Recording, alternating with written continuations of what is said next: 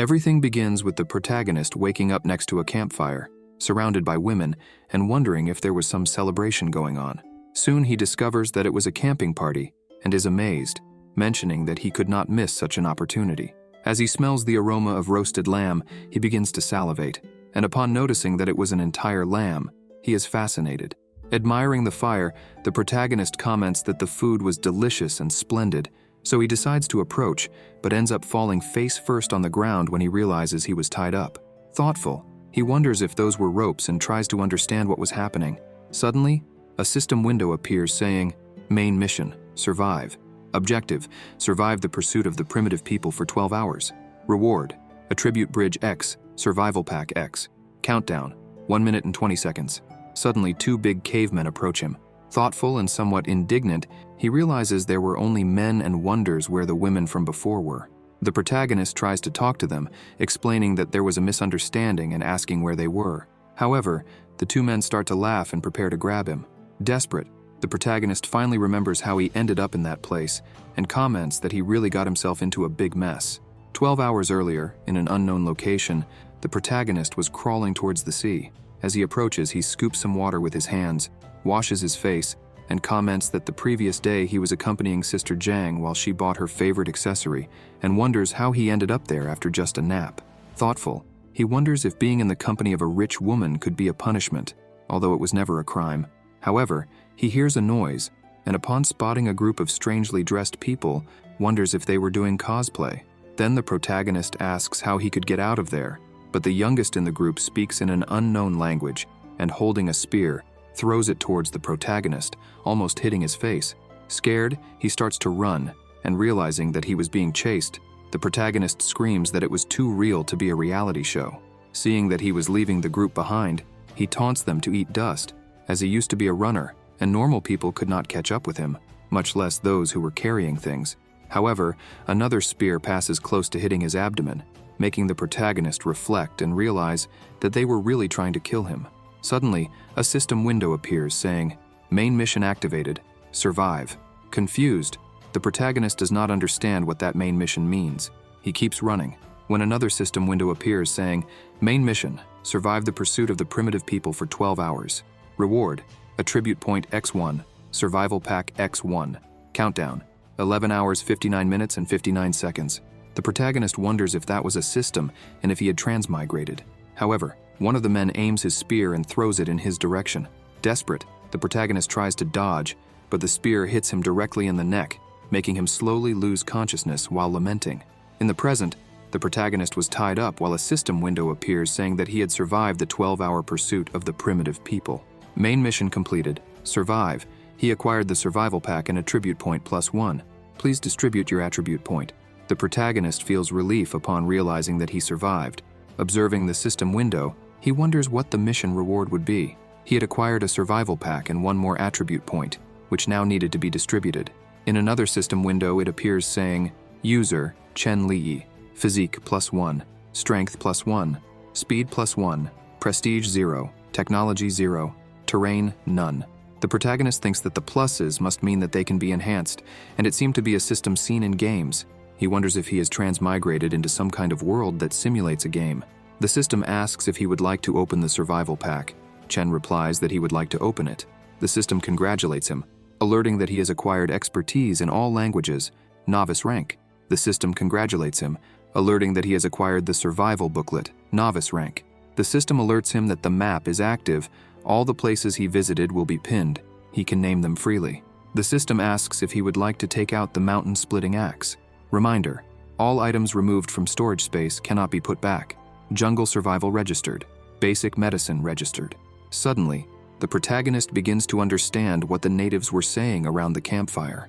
A man wearing a skull on his head boasts of being the bravest and fiercest, capable of defeating the most powerful of beasts. A woman sitting near him is fascinated and comments that she would like to have a child with him. Chen thinks he is in a primitive world where civilization is yet to develop, and everything is in its initial stage. He assumes he was sent to a game where he needs to survive while helping to develop civilization. In short, it is a strategy and survival game. Thoughtful, he wonders if he might be something like a president or a god in this context.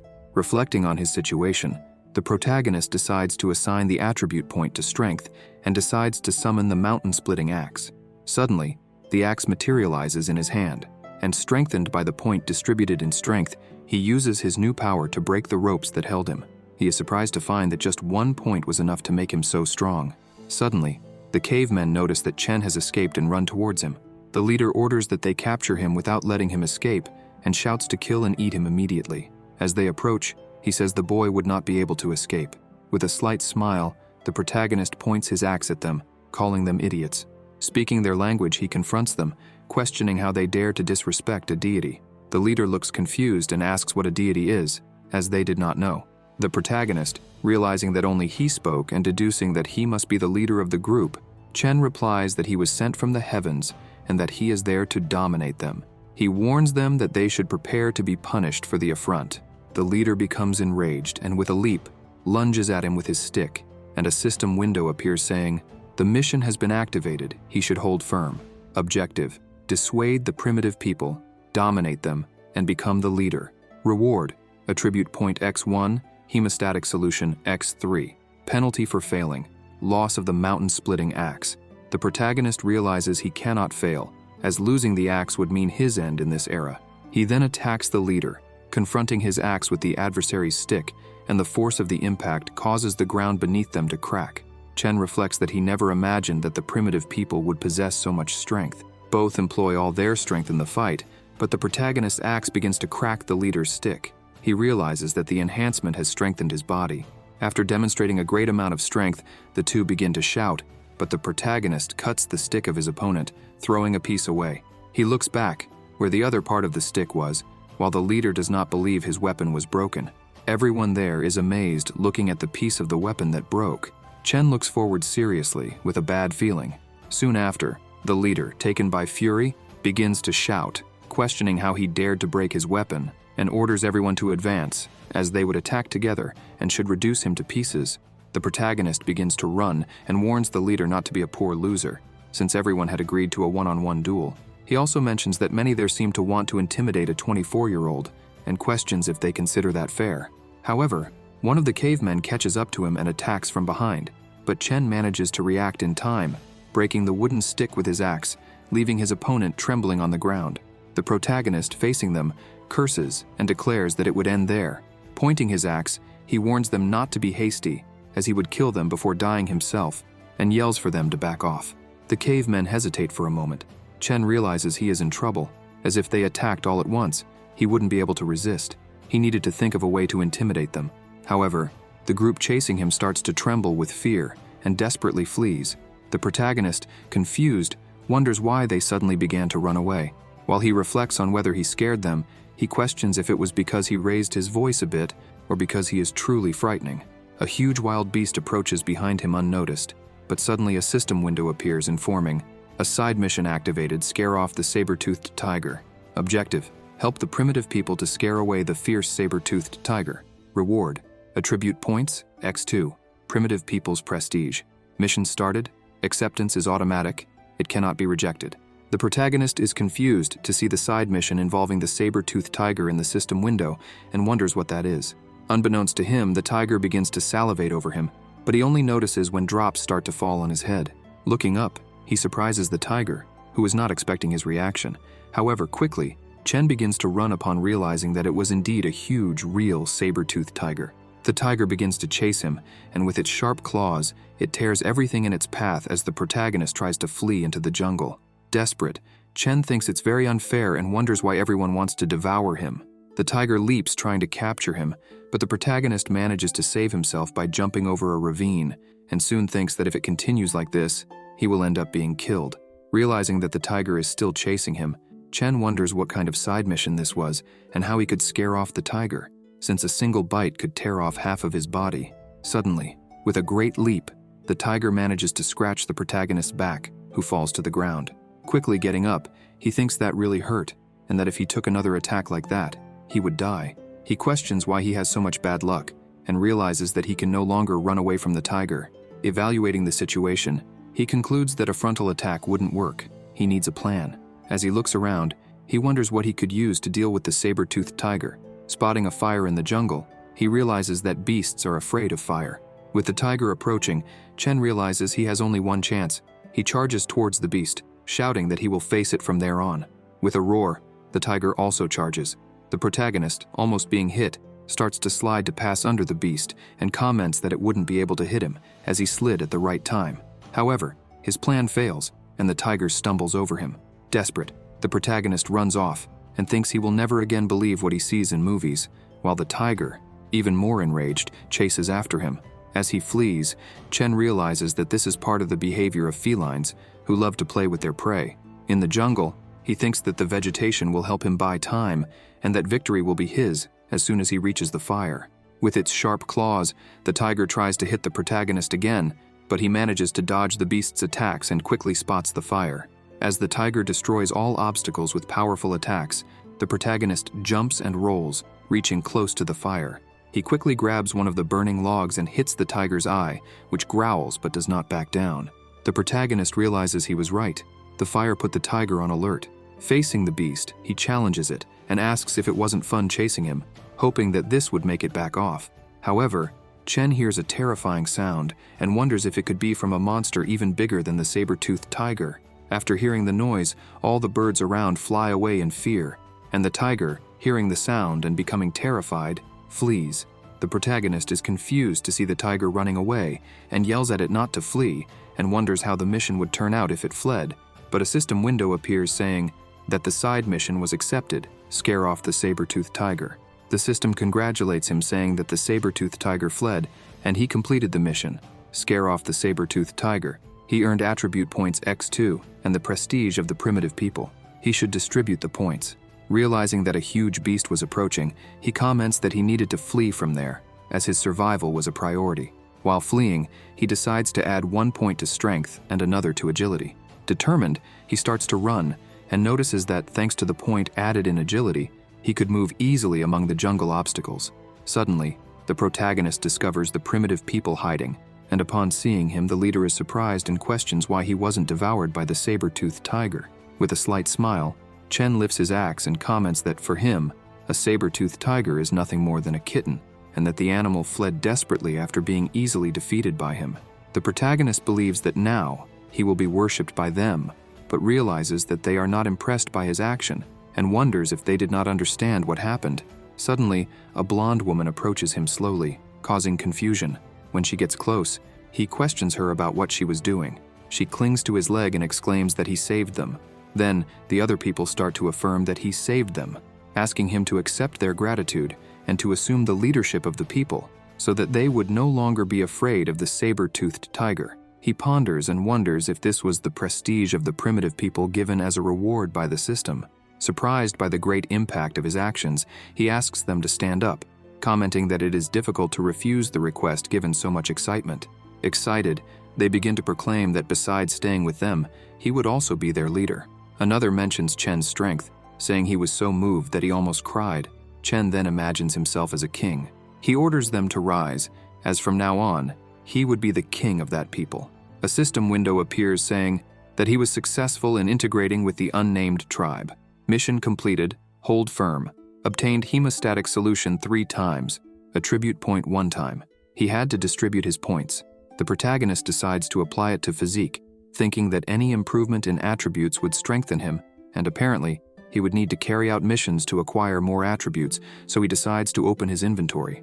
A system window then appears that says, hemostatic solution, a solution created by combining various medicines, aids in bleeding and promotes muscle growth with a validity of 1 day. Chen is disappointed to realize that the product has an expiration date, and worse, lasts only 1 day, and if he took it out, he would have only 1 day to use it. After picking an item from his inventory, he decides to use one to test the effect on the wounds on his back. Upon applying the product to the injuries, they heal instantly, leaving the tribe amazed. The protagonist mentions that it was quite useful and could save his life in risky situations, and asks Annabelle if anyone else was injured to offer the cure. Annabelle exclaims that the king was incredibly strong, and the people thank Chen, who questions if he wouldn't be able to protect them if he weren't strong enough. He states that as a king, he needed to know them better. Pointing to Annabelle, he asks for his name and his abilities. He responds that his name was Shirgu, the former leader before his arrival, known as the best fighter. Another introduces himself as Gun, standing out as an excellent hunter. A warrior named Lang Gu Chui introduces himself next, saying he had a voice so powerful that he could scare off wild animals. A muscular individual introduces himself as Huang Shi, the one with the greatest physical strength in the group. Suddenly, a hand lands on the muscular man's shoulder, asking if he had finished his introduction. Then, a woman interrupts, saying it was her turn to introduce herself. She begins by praising the king, calling him honorable and kind, and identifies herself as Shan Ling Ju Da, suggesting they call her Da Da. She was skilled in throwing rocks due to her excellent aim. The protagonist is impressed by her build and comments that she seemed more like a secret boss from some game. Next, a woman holding a fruit introduces herself as Shou Shou, saying she is an expert at climbing trees to pick fruits. Chen, relieved to meet someone he considered normal, expresses that it was a pleasure to meet her. However, he is suddenly hit by something. The protagonist wonders who would have hit him with a water bag. A tall woman apologizes, introducing herself as Ah Yu and commenting that the king was amazing. She also introduces her two children, mentioning that she has not yet named them. Chen is delighted to see that there were children there and recognizes the potential of these people. Suddenly, the young man who nearly hit him with an arrow earlier yells, calling him, startling the protagonist. The young man identifies himself as Zhun Lija, and although he has nothing special, mentions that he has sharp ears and offers help in escorting. The protagonist thinks it over and comments that someone distinctive finally appeared, referring to Zhun Lija as an excellent scout who would be of great use. He then decides to introduce himself, stating his name and suggesting they could call him King, Boss, or Brother Chen. He explains that he is a civilized person who arrived there to transmit knowledge to them. The tribe's people show confusion about what terms like Brother Chen, civilization, or transmit knowledge mean. The protagonist then assures them that what he will teach will make them progress significantly, promising that if they stay with him, he will ensure they eat meat every day. Excited by the prospect of eating meat daily, the tribe members start to celebrate. Suddenly, a system window appears saying that Ding was assimilated the host's desire. Main mission activated home. Mission content: help in the construction of the home of the primitive people, form and establish a true tribe, and expand the number of people to 50. Mission duration: 15 days. Since the mission was activated early, an additional 3 days were granted, changing the duration to 18 days. Mission reward: attribute points times 3, large resource box times 1, rigid inheritance times 1. The protagonist realizes this is a main mission, and observing the people notes that, along with the children, there were only 15 people at the location. If he wants to expand the tribe to 50 members in 18 days, he would have to assimilate other tribes. He would need to do everything in his power to complete the mission within this period. Analyzing the new rewards, such as the large resource box and rigid inheritance, he hopes these rewards will be valuable. Later that night, while everyone was sleeping, the rumbling of the protagonist's stomach woke him up. He mentioned that hunger prevented his sleep, and observing a woman licking a bone, concluded that there was nothing available for him to eat. Additionally, he noted the bravery of the tribe members, as there were no guards while they slept. Chen, desperate to need to eat something soon, suddenly remembered the meat left near the fire after the encounter with the tiger.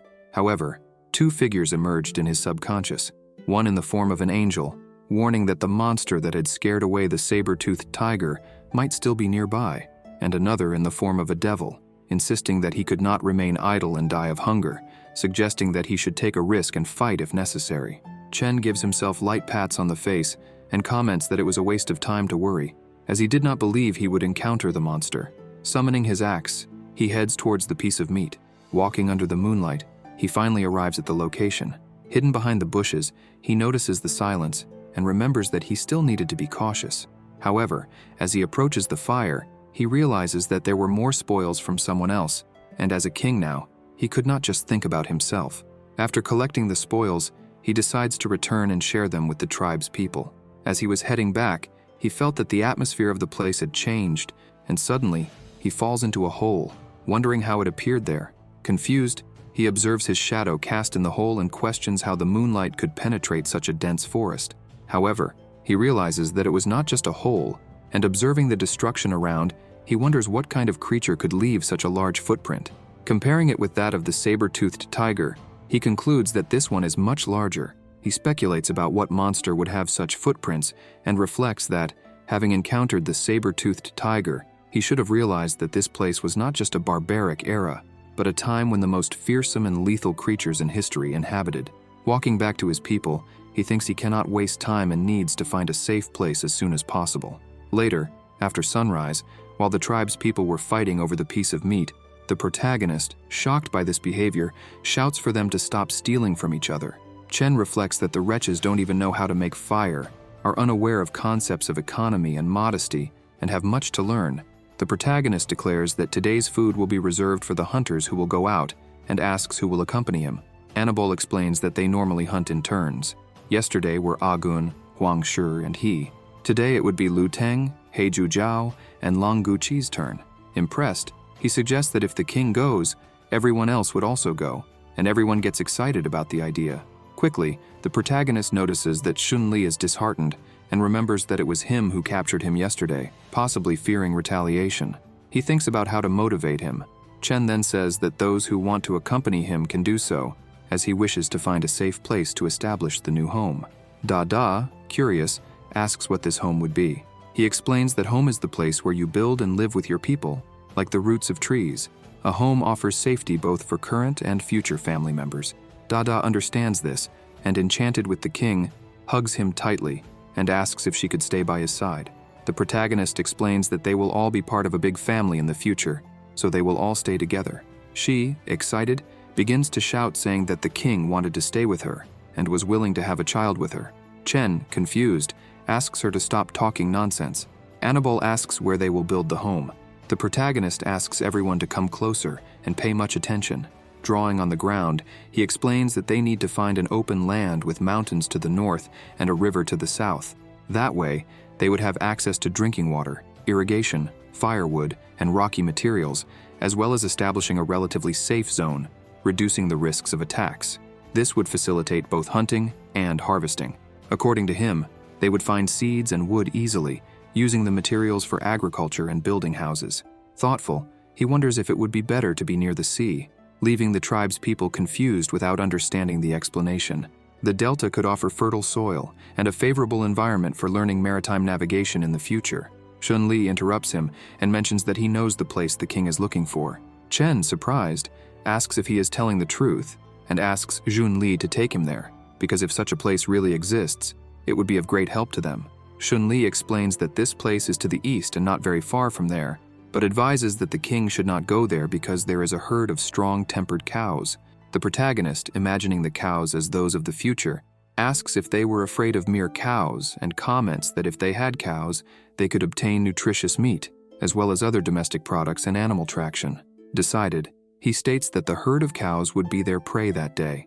Then, he shouts for everyone to grab their weapons, as they would head east to create the new home.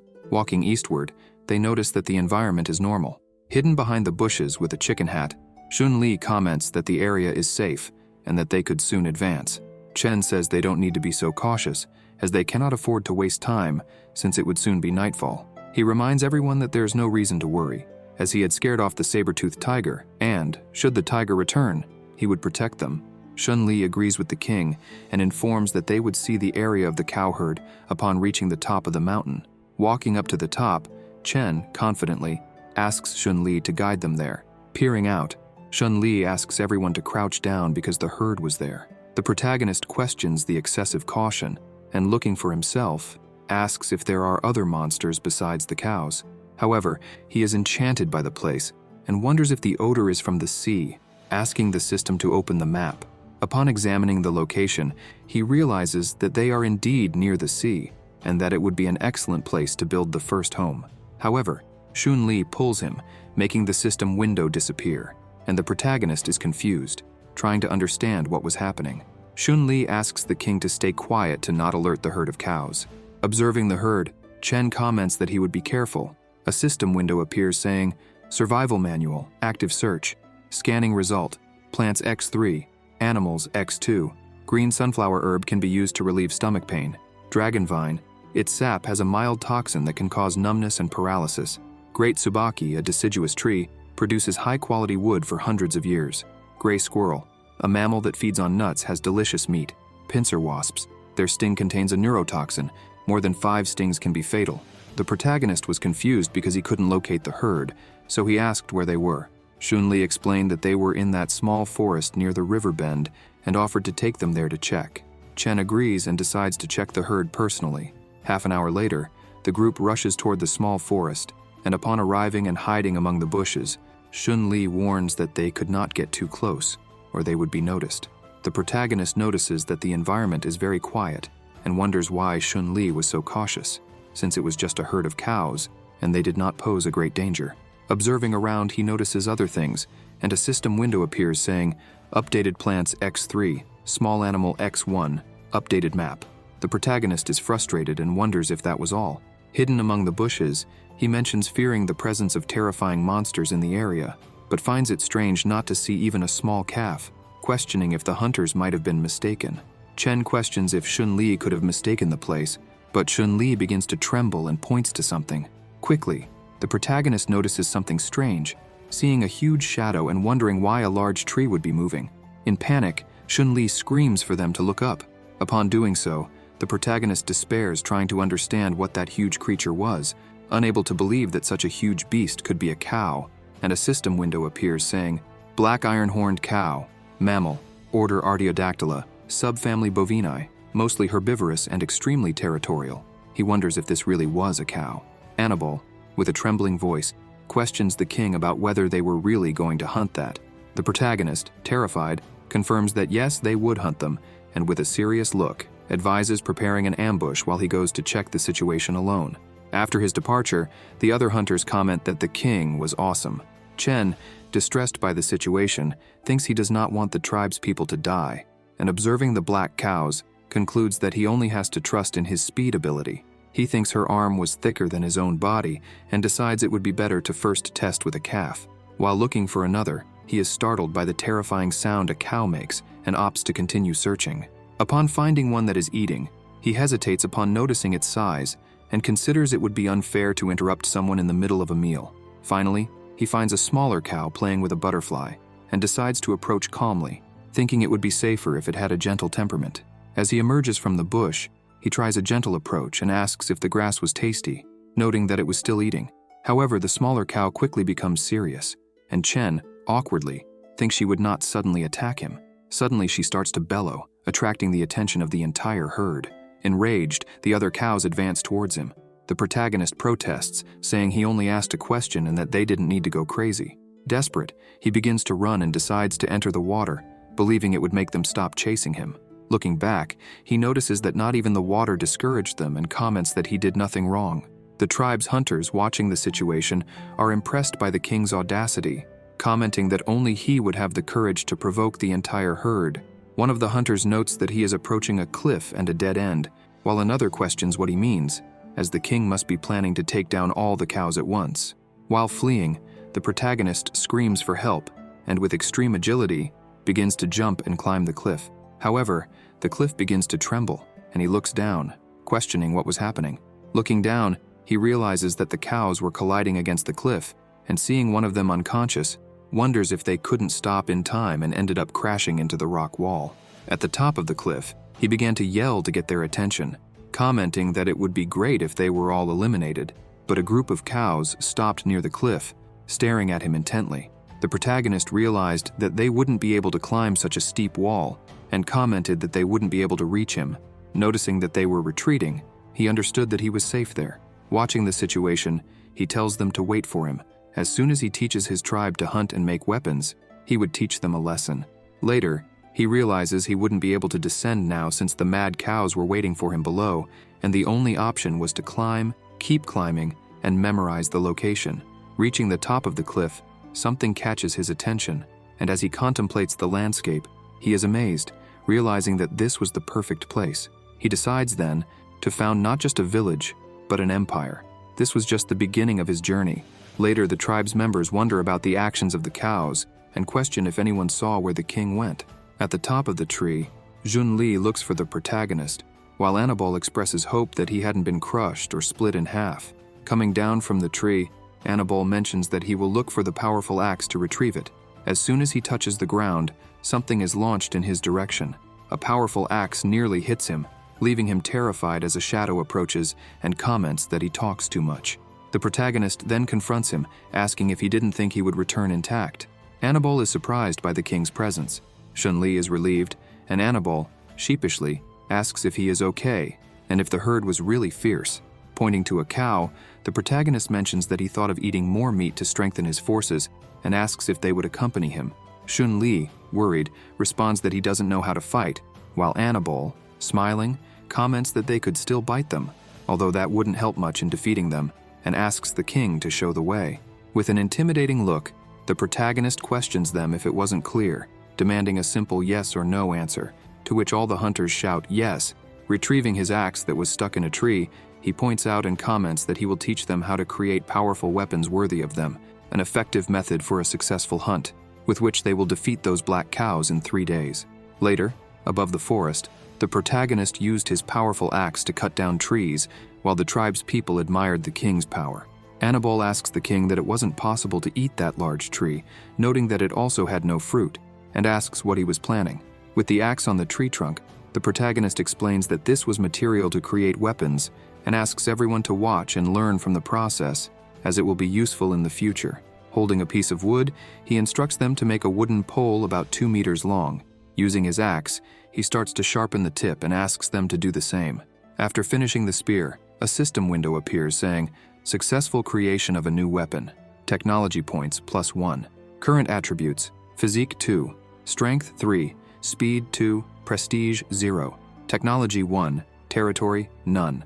Holding the spear, the protagonist comments that it was much better than the attribute points received as a reward for completing the missions. The only problem was that he didn't know what the technology points were for. About to throw the spear, he explains that this is a pointed weapon that should be used to stab or throw, and then throws the spear towards a tree, hitting it squarely. One of the hunters praises the throw as excellent, and another is impressed. Annabelle, enchanted as he approaches the spear, comments that the piece of wood was really powerful. The tribe's people, also enchanted, ask him to teach them how to create a weapon like that. Annabelle hugs him and comments that before he just collected these pieces of wood, but didn't know he could create something on his own. The protagonist asks everyone to calm down, as he was there to help them. Then he decides to give the spear as a gift to Annabelle, who thanks him for the generosity in receiving it. Chen then shouts for them to create their own spears, as they would begin special training. Shun-Li promptly responds to his wish. Later, in the middle of the forest, Annabelle and Huang participate in a training combat with the new spears. Ah-Gun observes that the wood was wide, thick, and hard, while the protagonist explains to the other hunters that the two would face him. Initially, they hesitate, but soon Lang Gu and another hunter attack the protagonist. Lang Gu tries to hit the protagonist with a powerful blow, but Chen easily dodges and notes that the attack caused great damage to the ground. The second hunter tries to hit him next, but the protagonist counterattacks, striking him directly on the chin. Lang Gu, with a jump, attacks again, but the protagonist points his spear and yells at him to die, leaving everyone stunned by the outcome of the duel. The protagonist then touches Lang Gu with the spear, declaring that he was dead. Lang Gu is surprised by the king's power. Chen reminds him that he used to be one of his enemies. Falling to the ground trembling, Lang Gu admits that the king is a god and obviously knew how to fight. Holding the spear, the protagonist explains that they didn't know how to use wooden weapons, only relied on their brute strength to attack. The advantage of this weapon was in its tip, which should always be directed at the enemy or prey. He concludes by saying that they needed to practice more, so that the spear became more compatible with their abilities. After drawing a circle on a rock, the protagonist asks the hunters if they are seeing it. He then asks everyone to keep a distance and try to hit the circle right in the middle, promising that the first person to succeed will receive another wooden spear. Annabelle, excited, declares he will be the first and prepares to throw the spear. With great strength, he throws it, and although it pierces the stone, it misses the target. The protagonist praises the throw, but observes that he just needs to improve his aim and announces that the next one will be Shun-Li. Suddenly, a spear almost hits him.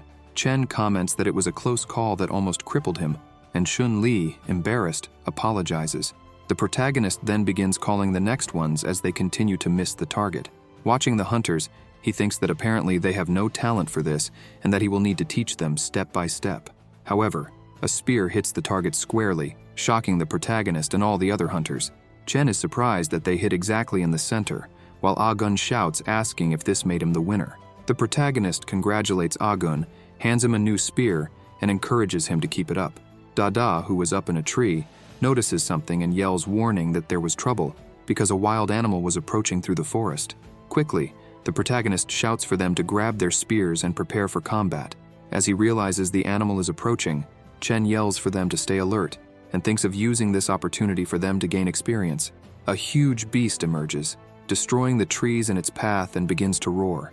The protagonist yells for them to pay attention, and when the beast charges at them, he yells to keep focus and prepare for the fight. Wielding his spear, he yells confidently that they would win. The beast, growling towards the protagonist, tries to hit him, but he dodges and yells for them to surround the beast without attacking. Pointing his spear, he instructs them to wait for the signal. However, the beast charges at him. With a swift movement, the protagonist pierces the beast with a powerful blow between the eyes and yells to weaken the enemy. Realizing that his attack was not enough to defeat the beast, he yells to start the attack. He then orders Agun and Langu to throw their spears at the beast's vital points, and both promptly comply, hitting the target accurately. The beast becomes even more enraged, and with a powerful attack, breaks the protagonist's spear, leaving him surprised. It remains standing while the hunters surround it, but with a precise throw, Agun hits the beast's eye with his spear, causing it to scream in pain. The protagonist, seeing this throw, thinks that Agun continues to surprise him. The beast then begins to lose control, and Chen yells for Shirgu and the other hunters to attack. Together, they throw their spears, hitting the beast, which growls fiercely. Trying to escape, the beast moves, but the protagonist intercepts its path and comments that it wouldn't be so easy to run away. At that moment, he summons his powerful axe and with an accurate strike, cuts off the beast's leg. He yells for Xun Li, who is in the tree, to quickly jump on the beast, hitting hard, but the beast does not die and begins to emit a sinister aura. At that moment, a system window appears, announcing a new situation. Danger. The beast has gone mad. The protagonist yells that the beast was out of control and that they should back off. Meanwhile, Xun Li, with his spear embedded in the beast's body, questions why it won't die. However, the protagonist advances on it, leaving the other hunters worried, who scream for him to be careful. With an impressive leap, he attacks the beast with his axe, causing a large explosion. The other hunters, uncertain of the outcome, are concerned for the king and start calling him.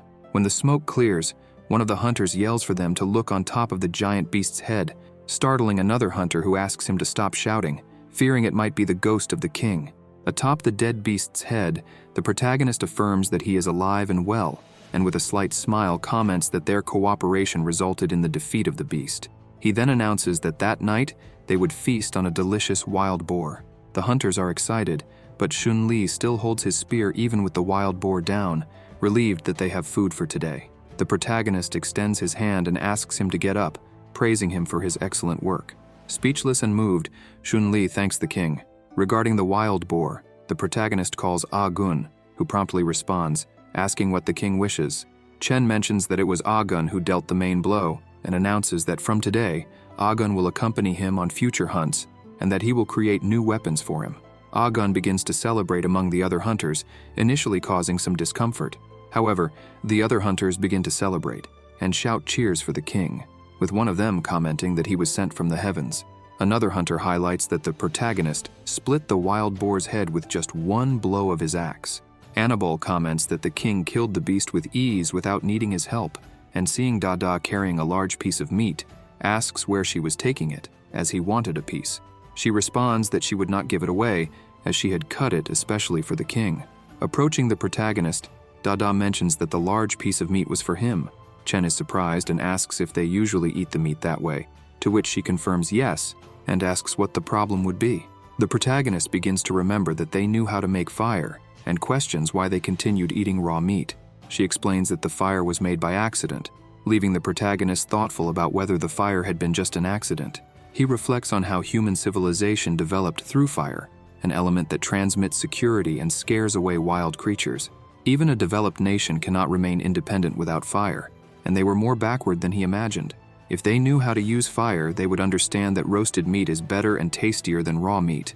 The protagonist thinks that if he wants to help this primitive people, he first needs to teach them to produce fire. He calls them and mentions that he had an idea. Analyzing the tip of his old spear, he realizes it could work. Rubbing the spear tip on the trunk of a fallen tree, he comments that he will have to teach other hunting techniques on another day and summons the tribe to come closer and pay close attention. He explains that using a wooden stick, down or something similar, and a tree trunk, and with his hands, he begins to rub the stick patiently. As the stick pierces the trunk, a small flame of fire forms, leading the tribe's people to celebrate, saying that the king was a great god.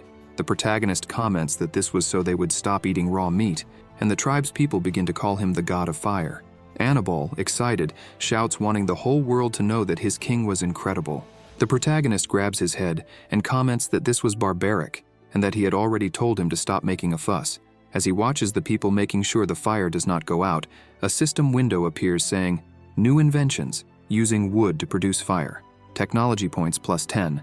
Current attributes, physique 2, strength 3, speed 2, prestige 0, technology 11, territory none." The protagonist is surprised to have received a reward of 10 points and comments that earning technology points was easier than he thought, but he still did not understand what technology points were for.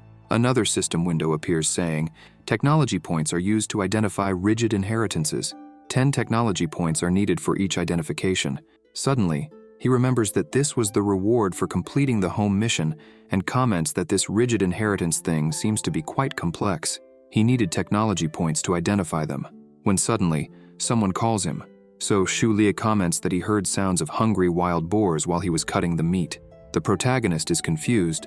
Shu Lia continues saying that he already suspected they would appear, and that is why he spent some time looking and finally found several wild boar piglets.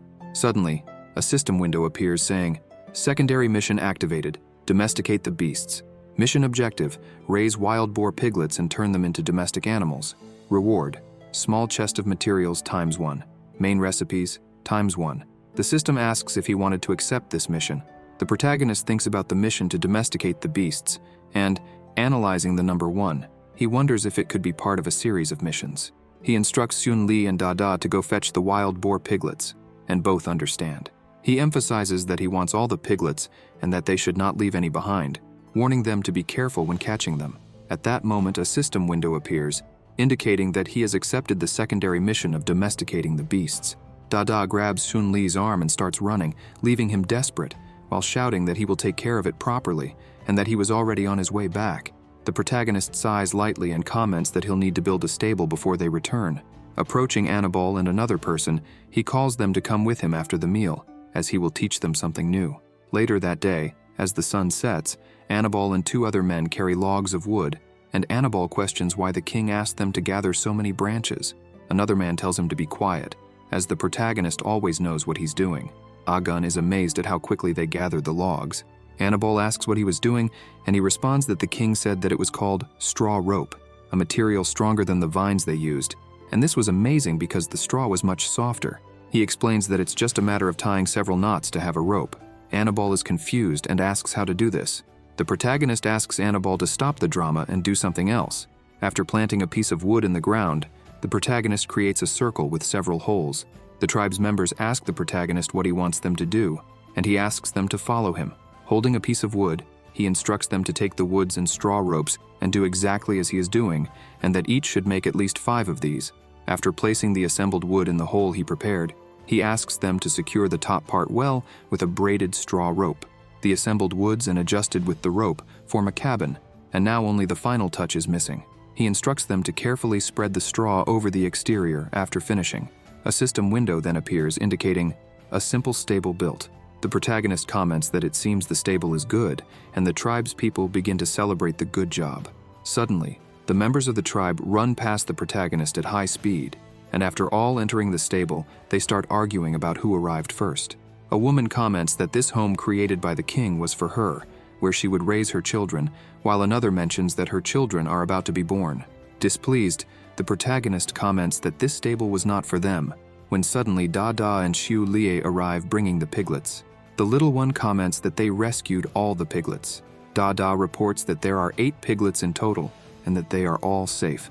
The protagonist praises them for the great job, and pointing to the stable, asks them to put the beautiful wild boar piglets inside. Desperate, a man jumps towards him, asking him not to do that. Embracing him, he questions how the protagonist would offer a cozy home to these wild boars.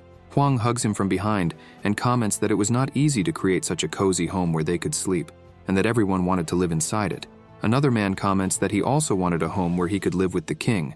The protagonist pushes the two away and yells for them to back off and keep their distance. He mentions that after building a more comfortable wooden dwelling, he will not allow them to enter, as if they insist on staying in the stable. It's fine by him. Huang questions if he will build a better home for them, expressing that he no longer wants to live there, although Lang still wants to. The man, in desperation, changes his mind and prefers that the boar piglets stay there. The protagonist thanks them for their understanding and asks the little one to take the piglets inside. Xunlai responds that he is already on his way. Agun questions if these wild boars were not meant for consumption and asks if they would be pets. The king suggests, wouldn't it be better if they could have enough meat by raising these boars, eliminating the need to hunt? Agun is excited by the proposal.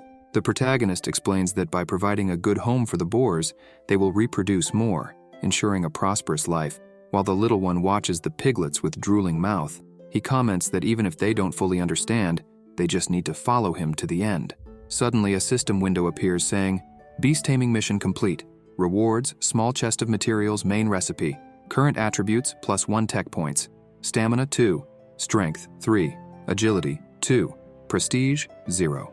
Technology, 12. Territory, none. The protagonist decides to open the rewards. After the small chest opens, a system window appears saying that he obtained a bag of salt from the small chest of materials. He learned how to prepare roasted eggplants, sautéed peanuts, fried eggs, roasted lamb leg, and sautéed clams. The protagonist is astounded by the rewards of salt and recipes and wonders if being a cook is more important than technological development. Another system window appears saying, unlocking more recipes, he obtains more rewards. The protagonist realizes that he will need to pay more attention to acquiring all types of ingredients and seasonings in order to unlock more options. That night, as everyone slept around the fire, the protagonist thanks Xunli for being there, as he was injured in the morning and now needed to stand guard at night. Xunli explains that yesterday, Shigu almost killed the king because of a trap he set, and he thought it fair to accompany him this night. Chen hugs him and asks if he thinks he is taking revenge with this, as he is not the type to hold grudges against his own. The little one thanks him. The protagonist comments that he would like to ask a question before he forgets, asking if there are other clans nearby besides theirs. The little one confirms that there are, but they are not friendly and are quite different from them. The protagonist, surprised, begins to inquire about these clans and asks him to tell more about them, such as where they live and how many there are. The little one mentions that he knows 3 clans in the region, the Yelin clan, the Haiwan clan, and the Jushi clan. He apologizes for having said earlier that they lived close by, but in fact, they reside quite far away, requiring at least a day and a night to visit them. The protagonist then requests that he describe these 3 clans in detail, preferably separately, and with more information than usual. The little one begins by explaining that the Yelin clan is the closest, located to the east, through the forest, near the land of the Black Bulls.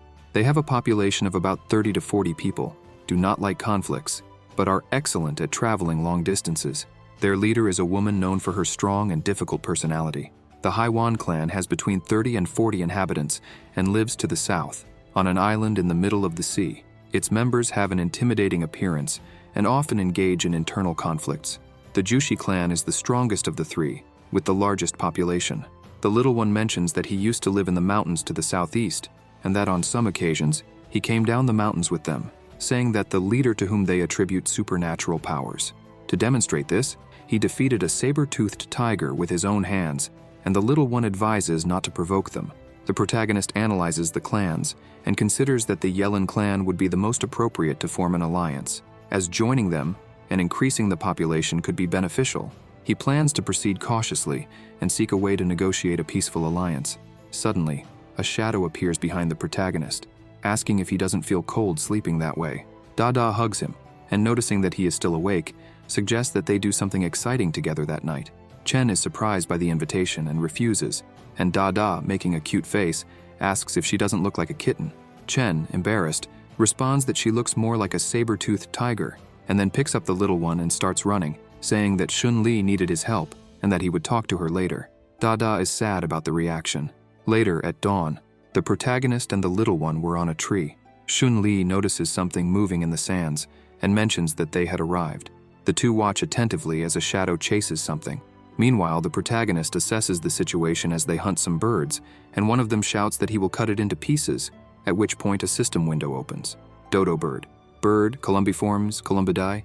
Nature, docile. Meat quality poor, egg production high. Suddenly, a member of the Haiwan clan catches a dodo. The protagonist observes that after a long wait during the night, the members of the Haiwan clan have finally arrived. They start celebrating the capture of a dodo, but soon get involved in an argument, and a clan member wielding a bone sword demands that they hand over the dodo or threatens to decapitate a fellow clan member, who bravely challenges him to back down. From the top of the tree, the protagonist comments that indeed they are quarrelsome but simple-minded, and wonders if there are about 30 of them. He ponders that if he could incorporate them into his group, not only would he increase his numbers, but he would also secure resources like the dodo birds. However, the little one points out that they don't even have half their number, and that in a fight, they wouldn't be able to win. The protagonist acknowledges that this is indeed a problem, but suggests that with stronger weapons, they could win. He thinks that before confronting the other clan, they need to eliminate the herd of black cows to use the new resources in the creation of more powerful weapons and equipment. The protagonist decides to return and mentions that there is much to be done. Later, at the tribe's camp, while some members transport wood, Annabelle, clearly shaken, notices something and shouts that the king has returned. He mentions that they looked for him everywhere for a while and thought that the king had abandoned them, bringing relief to everyone to see him there. Chen apologizes for causing concern, but emphasizes that there is still much work to be done.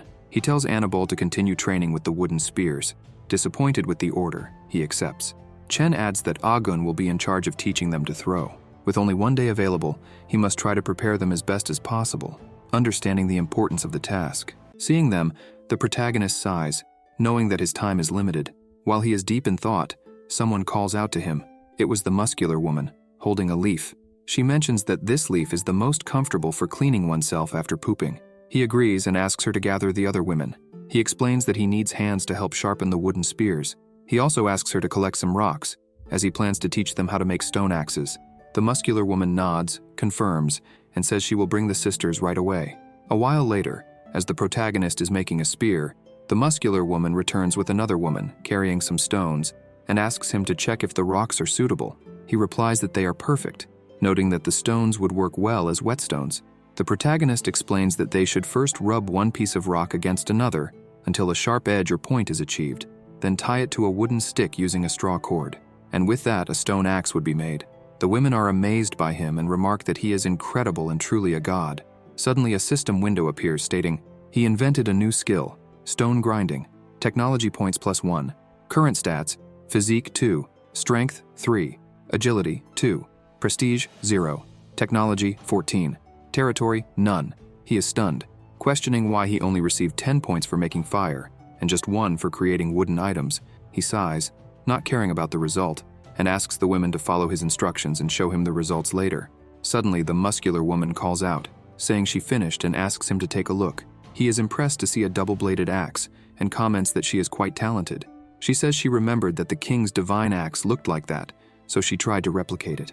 Another system window appears stating, conditions fulfilled. First, transition from the old Stone Age to the new Stone Age. Second, helped a tribe member reveal her talent. Hidden resource, talent discovery activated. He wonders what the hidden resource is. Looking at the muscular woman, he sees her talent, toolmaker. He realizes that the talent discovery feature can reveal someone's unique talent. He figures out that toolmaker is likely the muscular woman's talent. Embarrassed by his gaze, she asks why he is staring at her. The protagonist is at a loss for words, and then asks the other women to make a similar stone axe to that pattern. But first, they need to make as many wooden spears as possible. They understand the king's request. Later, someone counts the weapons in the camp. The muscular woman, holding a spear, shouts that the 30th one is ready. The protagonist praises her, saying she is amazing, noting that she made more than half of them. She asks if the new spears she made are better than the previous ones. After inspecting them, he confirms and says she is very talented at times like this. The protagonist notices something wrong with her hands. Taking them in his own, he remarks that it was a long day of sharpening rocks and making wooden spears, and she worked very hard. The muscular woman says it's nothing. Enchanted, she adds that as long as she can help the king, nothing else matters. Suddenly, the other women appear, showing their hands. Ah Yu mentions that her hands are also sore, and Shou Shou asks if he doesn't care about them too. Embarrassed, the protagonist says he does care about them and acknowledges that they worked hard as well. Ah Yu asks why he doesn't blow on her hands, which irritates the muscular woman. Suddenly, he runs off, saying the spears made today are enough. telling them to take a break and mentioning that he will go check on the men's training results. The women are left confused. As he walks away, he mutters about how that scared him, when suddenly he hears someone shout that they are ready and to let go. The protagonist is startled to see a massive log coming toward him. He ducks at the last second and shouts, questioning what the hell was happening. Seeing the tied log, he wonders if it was a moving target, and comments that they were taking the training very seriously. Agun, looking at the spears embedded in the logs, announces that the winning team was Huang and Lang, and asks to reset the wooden target, as the next team should get ready. Agun is surprised to see the king. The protagonist asks how the training is going. Agun responds that everyone made great progress today, and mentions that they can already hit moving targets. Suddenly, the protagonist can see Agun's talent, master of throwing. Agun continues, saying that although Yeju has great strength, he struggles with timing his throws and only unleashes his full potential when paired with Annabelle. As for Tarzan, he doesn't speak much but is one of the most dedicated practitioners and was the first to master the technique. What surprised him the most were Huang and Lang Gu. Separately, they are nothing special, but together, they can throw 4 wooden spears in a short time. And the most incredible thing is that they all hit the target, scoring the highest points.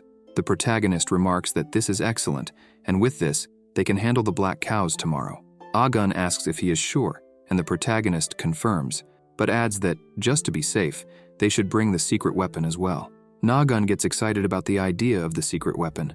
Later that night, as some birds fly overhead, the protagonist, who is cutting something with an axe, sighs and comments that after working all night, he is finally finished. He recalls when he talked about the secret weapon. Holding some leaves, he instructed the hunters to collect as many as possible, mentioning that if anyone had cuts on their hands, they should avoid touching them. In the present, he notes that the system identified the black leaves as a natural paralytic drug, and that with some luck, their extract could paralyze those monsters. Suddenly, someone calls out, announcing they have brought all the wooden spears. The muscular woman asks why he made that hole in the stone. He explains that it is a stone mortar, and that soon they would understand its use. Suddenly, a system window appears stating, Statistics. He successfully invented the stone mortar. Technology point +1. Physique, 2. Strength, 3. Agility, 2. Prestige, 0. Technology, 14. Territory, none. He asked the muscular woman to call all the women and use the stone pestle to crush the green herbs in the hole in the stone, and then apply the sap to the tips of the wooden spears. Ye Ju questions him, saying they also wanted to play with the pestles. The protagonist, looking at the hunters, tells them they should rest, as he will need everyone for tomorrow's battle. The hunters comment that the king is badass. The next day, as the sun rises, the protagonist is on top of a tree, eating a skewer. He remarks that, just as he imagined, grilled meat tastes much better with salt. Suddenly, the muscular woman, holding a spear, shouts that the king is ready. She throws the spear in his direction. Chen catches the spear and says it's time, instructing the ladies to stand guard and protect the children, and for the rest to grab their weapons and follow him to the mountain. The tribe gets excited. The protagonist, wielding his mighty axe, shouts that it's time to show the monster who is boss.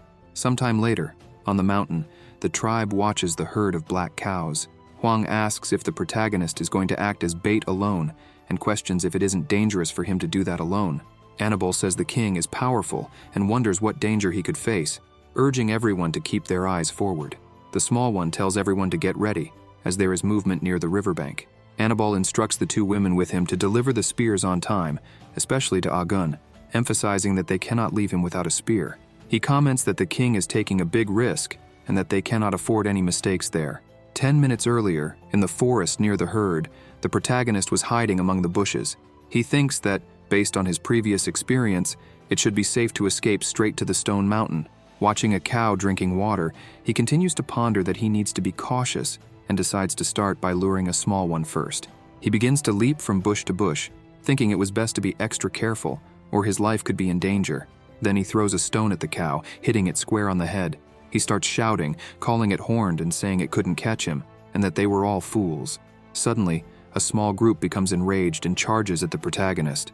He realizes with some regret that there are 3 of them instead of 1 and admits that this is a bit dangerous. He then starts running toward the cliff, pursued by the black cows.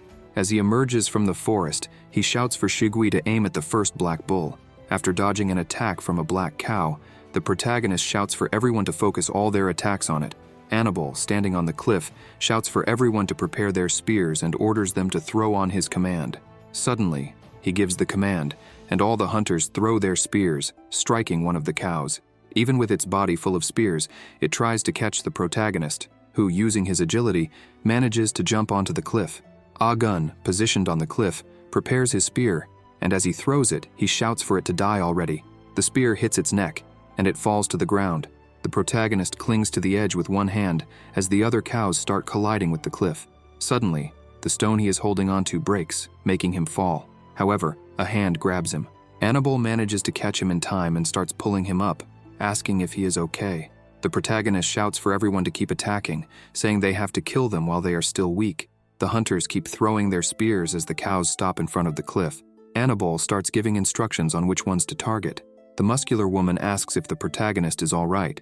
He responds that she doesn't need to worry about him, as he is fine, and asks her to keep helping Annabelle and the others. Looking at Shirgu, the protagonist can see his hidden talent. Talent, leader. He thinks it's no surprise since Shigu commands so well, and realizes it was worth making him the attack leader. Annabelle remarks that the cows are acting strangely. The cows start to stagger, and some have already collapsed. The protagonist comments that he didn't expect the tranquilizer to work so quickly, and wonders if they might not be able to go wild now. Suddenly, the small one spots some strange movement and reports that more black cows are advancing. A group of them starts crossing the river toward the cliff at high speed. The protagonist thinks they are coming faster than he imagined and probably got alerted by the noise. He tells everyone not to panic, saying everything is going according to plan, and they just need to focus on dealing with the three below, making sure they don't escape. One of the cows lets out a huge roar. The protagonist explains that the poison slows their movements and instructs them to aim the spears at the hind legs to prevent them from escaping. The cows, their bodies full of spears, begin to crawl, trying to get away. However, the hunters keep throwing spears, hitting their backs and causing them to fall near the forest. The protagonist calls for the attack to stop. Annabelle protests, saying now is not the time to be soft-hearted and that they need to kill them before the other group arrives. Chen asks how many spears they still have left. The muscular woman replies that they have 28 spears remaining. The protagonist asks the small one how many cows are in the herd that is on the way. He responds that there are about 20. The protagonist explains that's why he asked to stop the attack, because their number of spears was limited. Ah-gun questions that if they gave up now, all the effort to deal with the 3 cows would be wasted. He responds that, no, it's part of the plan, and explains that he never intended to face the entire herd with just a few of them. As the rest of the herd approaches with a massive shadow in the middle, the protagonist explains that from the beginning, his goal was to take down the herd's leader, and after defeating the leader, the remaining cows would simply scatter and flee. But for the plan to lure the leader to work, they needed bait, which is why he needed the 3 cows alive and couldn't let them escape. However, the original plan only involved using 1 cow as bait, but dealing with 2 extra ones had already used up a considerable number of spears. Suddenly, the small one shouts, alerting them that he can see the black cow's leader and that it looks like a giant monster. The herd leader starts to prepare and suddenly lets out a powerful roar toward them, making the cliff begin to tremble. Looking down the cliff, the small one warns everyone to be careful because they are coming. The black cows begin to collide with the cliff, causing it to shake. The hunters wonder why they are crashing into the cliff and ask if they've gone mad. The protagonist shouts not to stop the attack, explaining that the herd leader doesn't want to deal with them directly and is just giving orders to the herd from afar. Suddenly they hear a loud noise. Huang wonders what it is. Looking down, they realize part of the cliff is crumbling, and one of the hunters shouts that the stone wall is breaking. Desperate, the protagonist yells for everyone to retreat and find shelter. They start moving away from the cliff's edge, but the muscular woman is caught off guard by a crack and ends up falling off the cliff. Seeing her on the ground, the protagonist is worried, and along with the hunters, descends the cliff. While the hunters protect them, the protagonist picks her up in his arms and tells her not to worry, reassuring her that they will take care of her. The hunters form a circle to protect her from the black cows. One of the hunters asks his brother what they should do, whether to flee or fight. Huang, facing the cows, tells him not to be reckless and to wait for the king's order. Holding his axe, the protagonist realizes the cow's plan and instructs his people to be cautious and look out for one another. He admits to himself that the herd leader has already figured out his trap and didn't expect the leader to be so intelligent. Annabelle shouts for everyone to grab their weapons, saying they will go down to protect the king. but the protagonist quickly yells for them not to do that. They should stay up there and focus on attacking the first cows that approach. The group of hunters on the ground braces themselves as the herd charges at them. However, Tarzan quickly throws his spear, hitting one of them squarely. The protagonist seizes the moment and, with a single strike, slices its neck. As the cow writhes from the cut, Tarzan grabs him and retreats. Another cow charges at Huang, who throws his spear with incredible strength. However, the cow manages to block it with its hoof and rushes toward him. Huang manages to grab its horn. Meanwhile, his brother seizes the opportunity and throws a spear straight into its eye. Atop the cliff, Annabelle shouts for the other hunters to attack. As a result, several spears fly toward the cow, and before it realizes it, it's too late. The protagonist's group manages to defeat 2 of them while the rest of the herd stares at them. However, the herd hears a noise and begins to retreat. The protagonist is confused, thinking and wondering if they received an order to retreat, realizing that the leader has finally decided to join the battle. Suddenly, it starts to rain on the battlefield. The protagonist and Tarzan prepare to face the leader, who is walking toward them. Taking a deep breath, the leader gets ready to unleash a powerful attack. The protagonist realizes and shouts for everyone to get out of the way quickly. The herd leader then unleashes a powerful blast of energy. The protagonist and Tarzan manage to dodge it. The attack strikes the cliff, and the hunters on top are terrified at the destruction, realizing just how powerful the attack was. The protagonist questions what kind of attack this is, impressed by the display of power, and comments that it shattered everyone's morale with a single move. He says he'll draw the leader's attention and instructs the hunters to take the muscular woman and head north. The hunters understand the king's command. The protagonist dodges an attack from the leader and tells the hunters on the cliff to wait for his signal. Facing the leader, he declares he will be his opponent.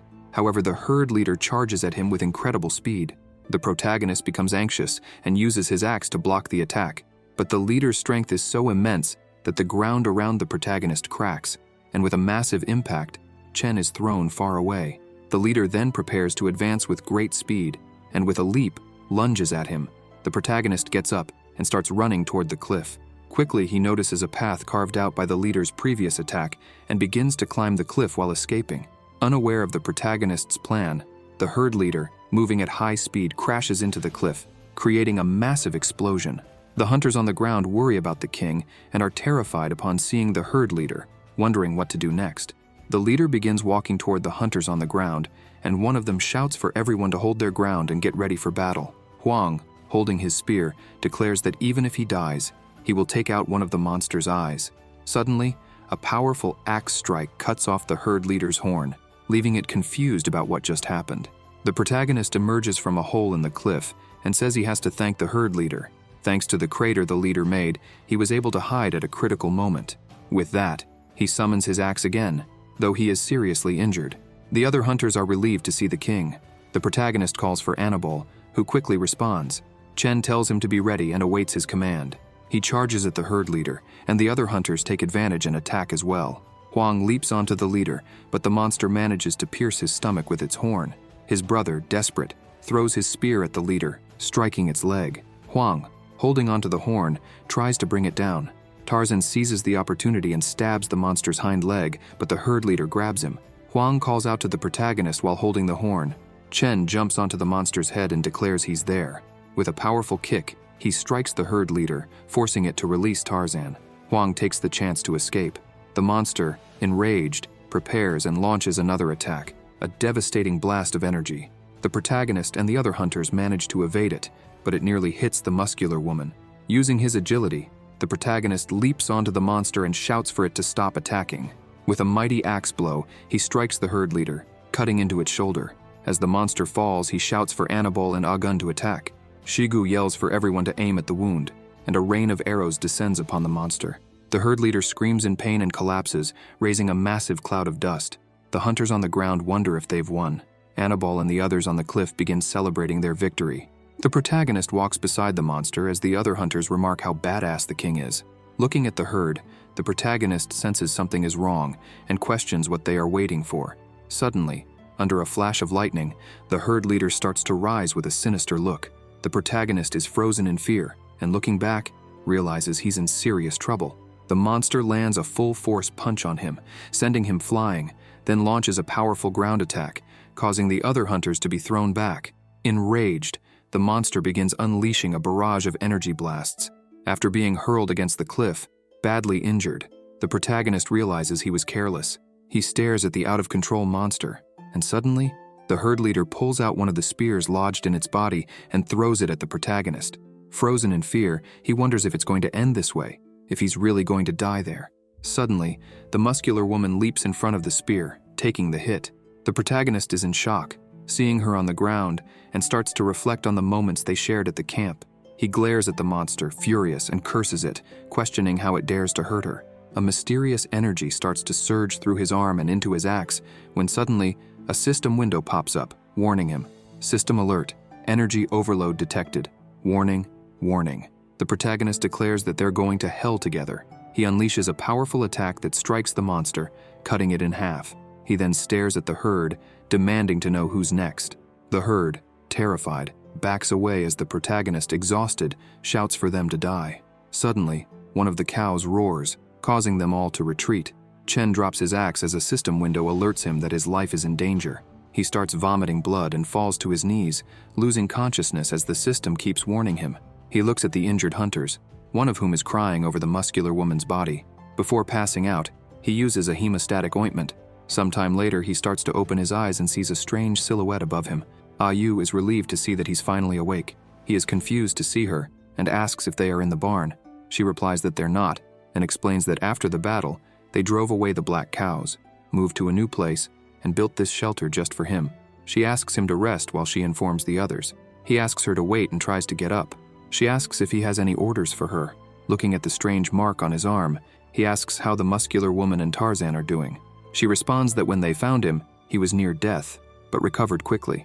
After waking up, Tarzan has been outside protecting him ever since, and although the muscular woman's injuries were more severe, thanks to the king's divine medicine, she will be fine, and everyone else is okay too. He sighs, relieved to hear that everyone is all right. She says that everyone's injuries have improved over the past 4 days. He panics upon realizing he's been asleep for 4 days. She is confused by his reaction. Suddenly he opens a system window. Settlement.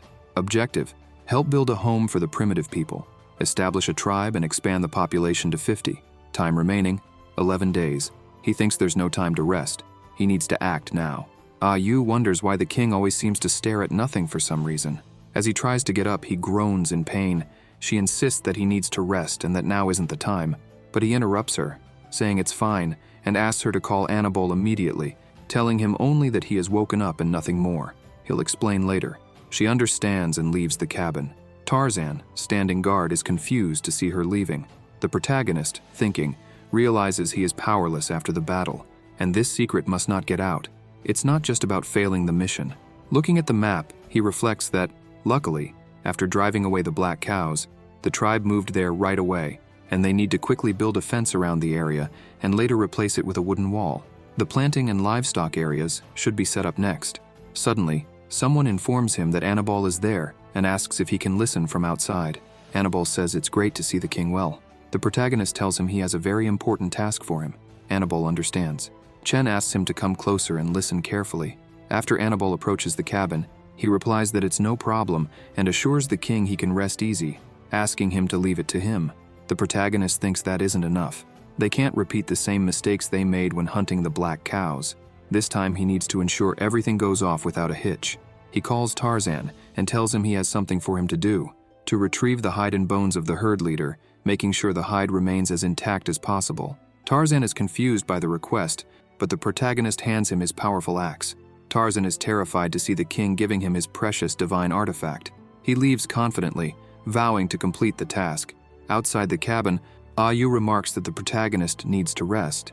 He responds that he can't, and says he has something to discuss with her. Since there's no one else outside, she can come in. She understands and starts entering the cabin. He explains that he sent the others away because he has an important mission for her. Suddenly, she begins taking off her clothes and says she's ready. Annoyed, the protagonist yells that she misunderstood and tells her to put her clothes back on. Embarrassed, she does. He clarifies that he needs her help to perform a play of sorts. She is confused, wondering what kind of play this could be.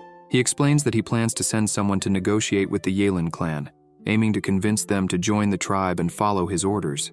She mentions that the Yalin clan has more people than their tribe and questions why they would agree. Holding the monster's head, He intends to show them the tribe's strength and persuade them that joining is the right choice. He explains that there are 2 reasons he chose her for this task. First, the Yellen clan is led by women, so as a woman, she would be able to communicate better. Second, only she knows the truth about his condition. He reveals that the powerful attack left his body with catastrophic damage. Although the ointment prevented it from worsening, he still needs something more to heal properly. She reflects on the plan and asks if he wants to intimidate the Yellen clan with a bluff. She says she knows exactly what to do and asks him to leave the matter in her hands. The next day, Little One and Ah Yu were walking toward the Yellen clan, carrying a backpack. He mentioned that they were almost there, and even though the Yellen clan didn't like conflicts, they shouldn't provoke them at that moment. She understood and asked him to lead the way and leave the rest to her. Little One complained that the king was so unfair for making such a beautiful outfit just for her. Suddenly, they stepped into the bushes, and he said that the Yellen clan was just ahead.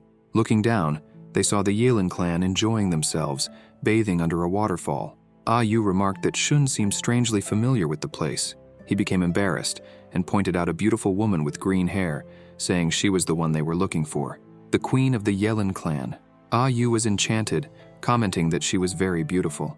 Little One warned her not to be fooled by the queen's appearance, as he had heard that she had eaten many of her suitors. Ah Yu doubted it, saying it was impossible for such a beautiful woman to eat people. Little One insisted it was true. Suddenly, a few sentinels appeared behind them without warning and captured them. Later, the sentinels took them straight to the queen, reporting that they had caught the 2 sneaking around. They claimed the pair was some kind of waste and wanted to see her. The queen, holding her whip, observed them. Little One shouted that they weren't waste, but ambassadors, the title given by the king.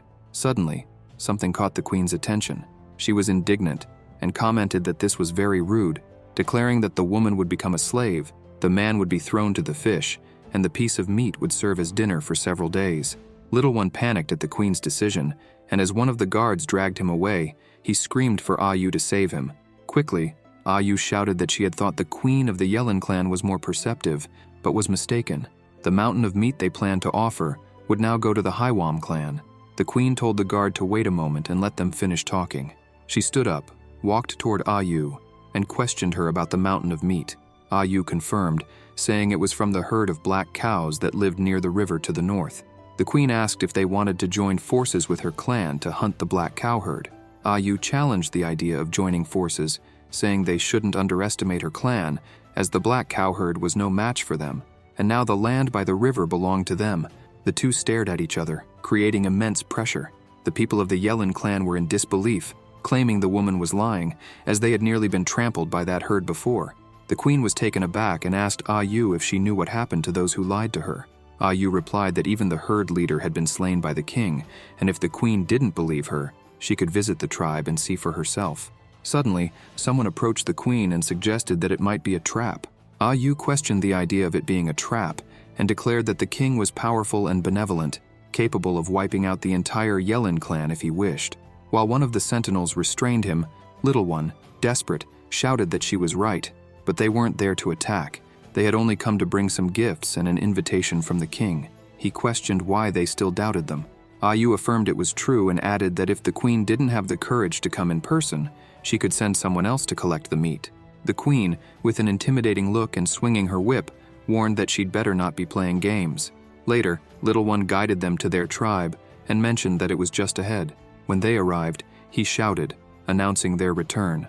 Annabelle, carrying a log, told him not to make such a fuss and to hurry up and help with the house construction, as the king was waiting by the riverbank. Little One understood.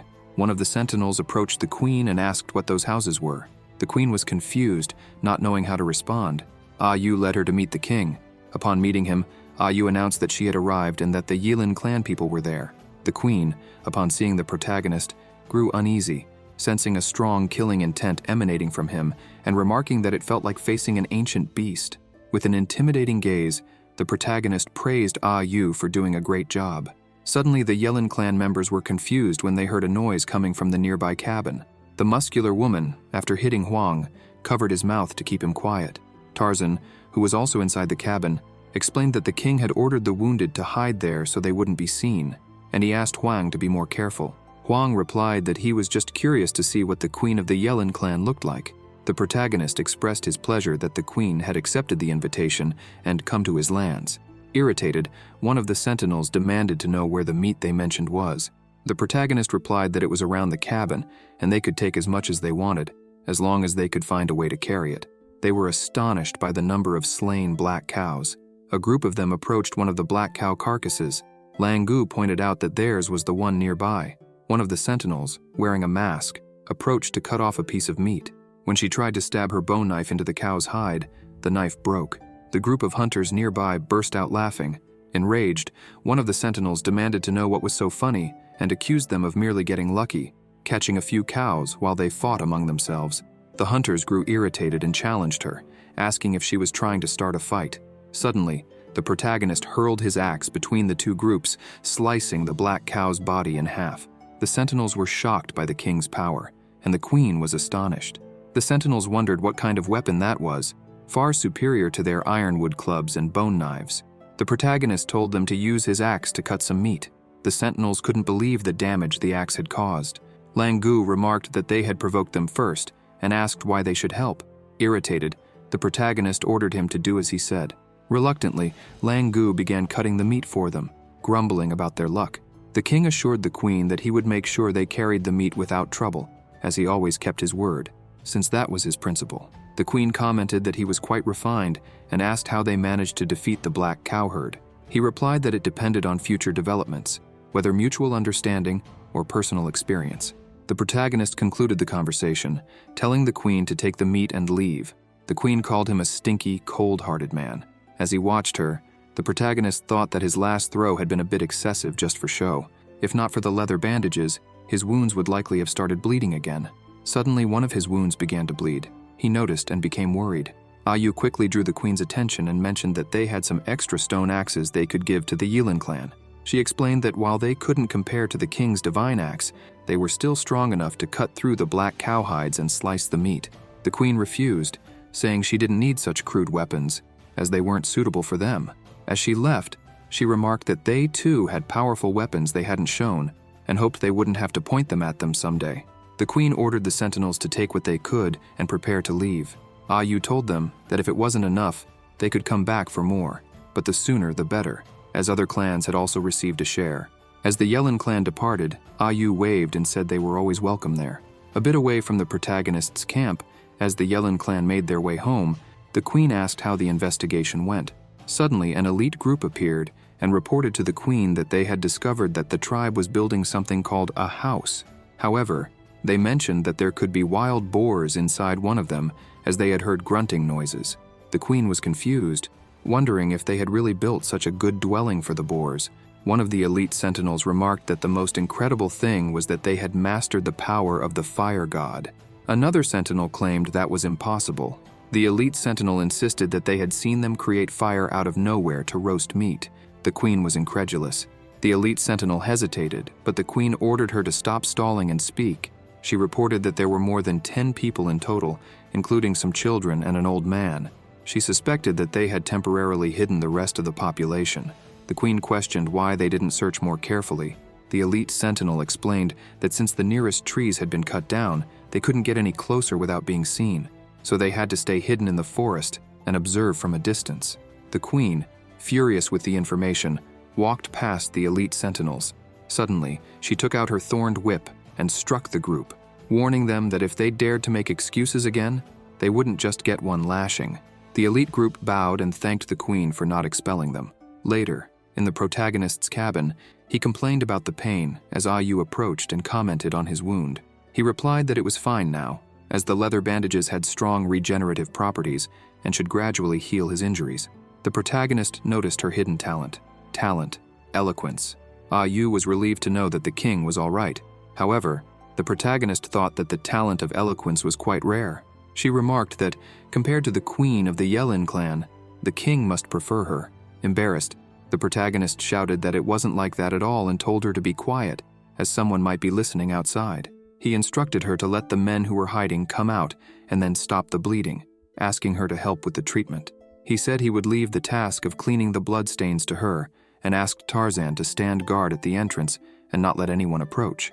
She understood, and staring at the king, commented that he looked so cool at that moment, winking at him, making him quickly embarrassed.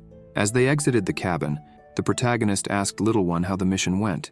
He replied that he was back and marveled at how incredible the king was, saying that the Yellen clan had set up observation posts around the camp, just as the king had suspected. The protagonist inquired about the other task. Little One recalled that, while observing the Yellen clan sentinels from the trees, he did exactly as the king instructed and reported that they saw only what they were meant to see and missed what they weren't supposed to. The protagonist was relieved and told Little One he had worked hard these past days. Little One replied that it wasn't difficult and said he would now go help Annabelle and the others build the houses. Little One began hopping around joyfully. Ah Yu, seeing the others working hard, asked the king if the Yellen clan would really join them voluntarily. He replied that it was still too early to say, as the plan was only halfway done, and when they returned next time, they would proceed with the second half of the plan.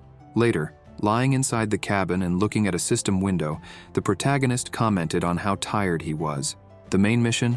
Settlement. Objective: help build a home for the primitive people, establish a tribe and expand the population to 50. Time remaining, 11 days. The protagonist was shocked at how little time was left. He remarked that he didn't even have time to recover from his injuries. He decided to open his inventory. Basic language proficiency, basic survival booklet, basic recipes, universal map, small bag of salt, and a bit of hemostatic ointment, with only one use left. The system alerted that the mountain-splitting axe had been upgraded to the Pangu axe. New details available.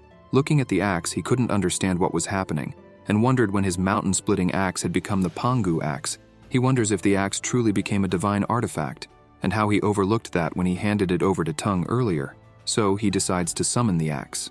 Upon examining it, the system alerts: legendary weapon Pangu axe, attribute Earth, activation condition blood sacrifice, hidden ability.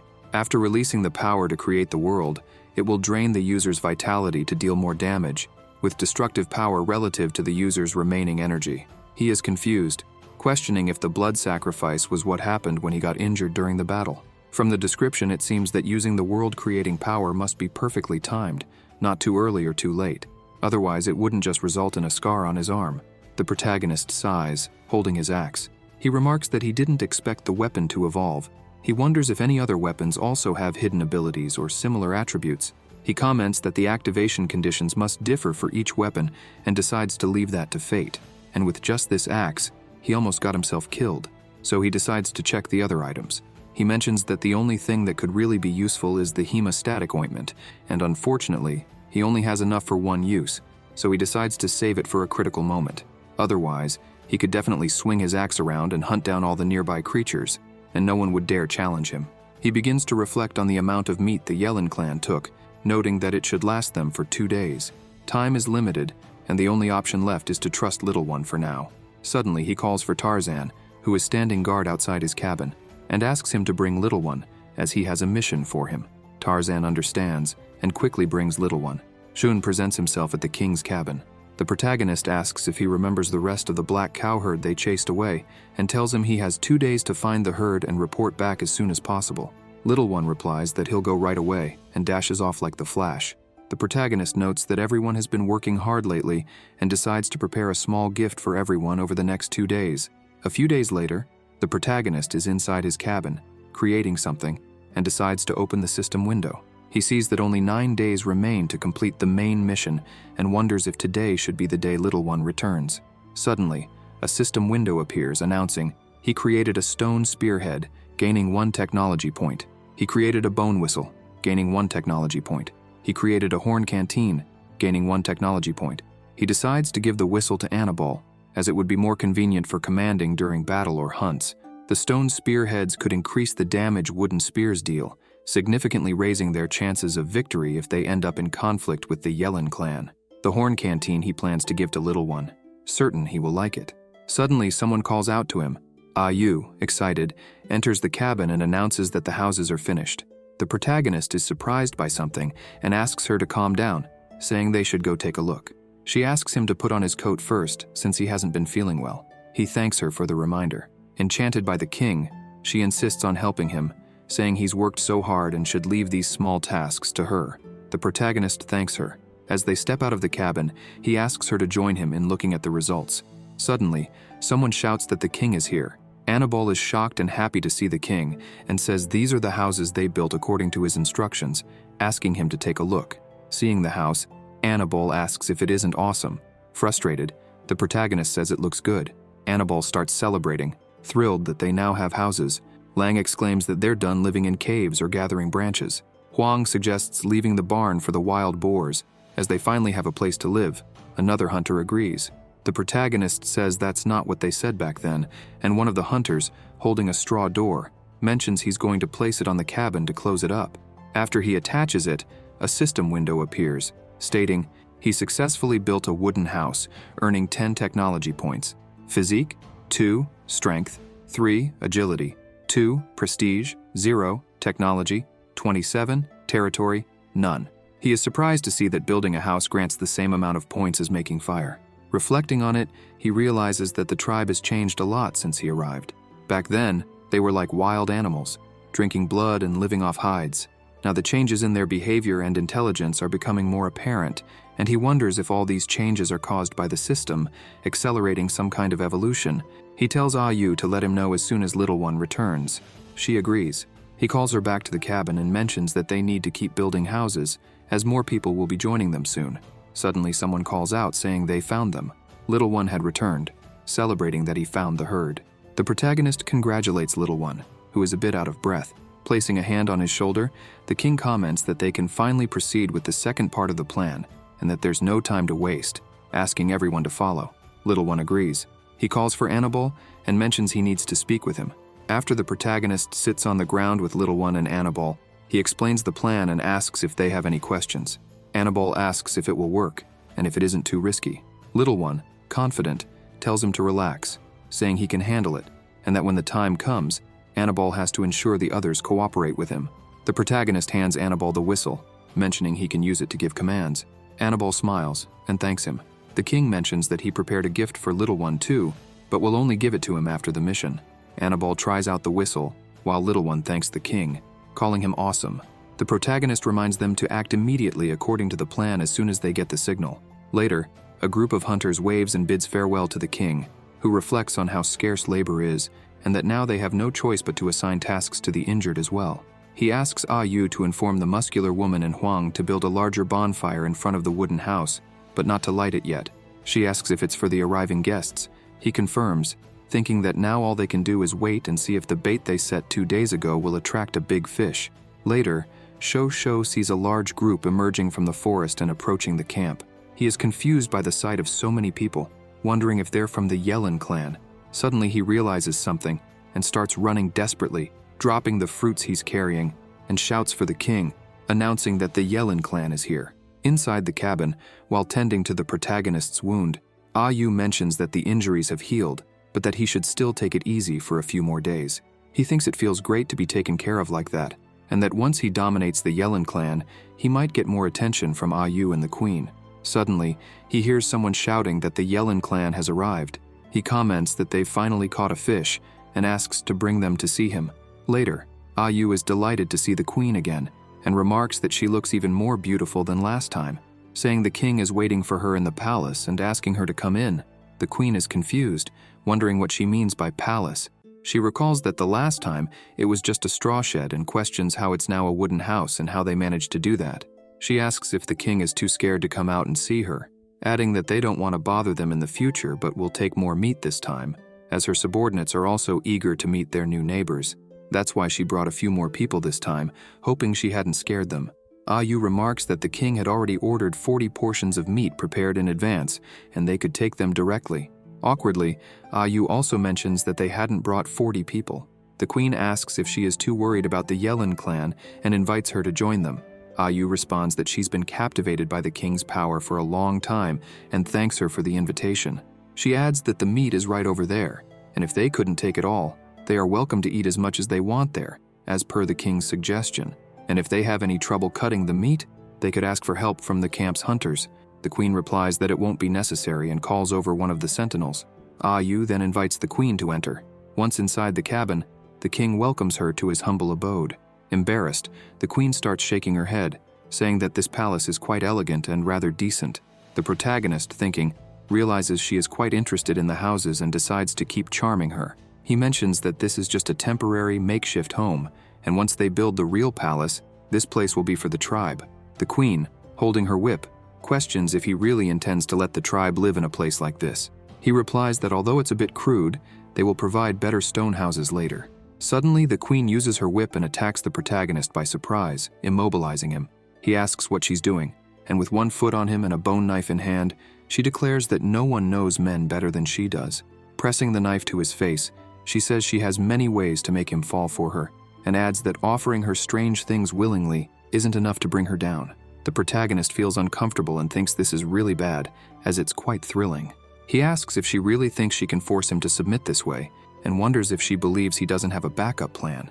In his mind, he realizes he's in trouble, with no backup plan at all, the situation spiraling out of control, and his injuries still not healed, making a direct fight even harder. Suddenly, Yu opens the door, announcing that everything is ready and they can start the festival. Seeing the scene, she comments that he shouldn't be doing that kind of thing. The queen then releases him. The protagonist remarks that they're done talking and that it's a great time for a barbecue. The queen starts glaring at Yu. He asks if she lit the bonfire. Yu confirms that she did. The queen thinks to herself that for him to withstand her coercion and remain so calm, he must either have a backup plan or simply not fear death. Compared to the men in her clan, he is quite different. Later, around the bonfire, the women of the Yelin clan call out to the queen, mentioning how good it smells, and grill the meat for her. The protagonist, holding his bag of salt, hands it to Yu and asks her to share it with everyone. She asks if that isn't the treasure that enhances flavor and thanks the king. Holding a small amount of salt, she tells the women to sprinkle some on the meat to improve the taste. They thank her. The queen becomes wary and asks what she is putting on the meat.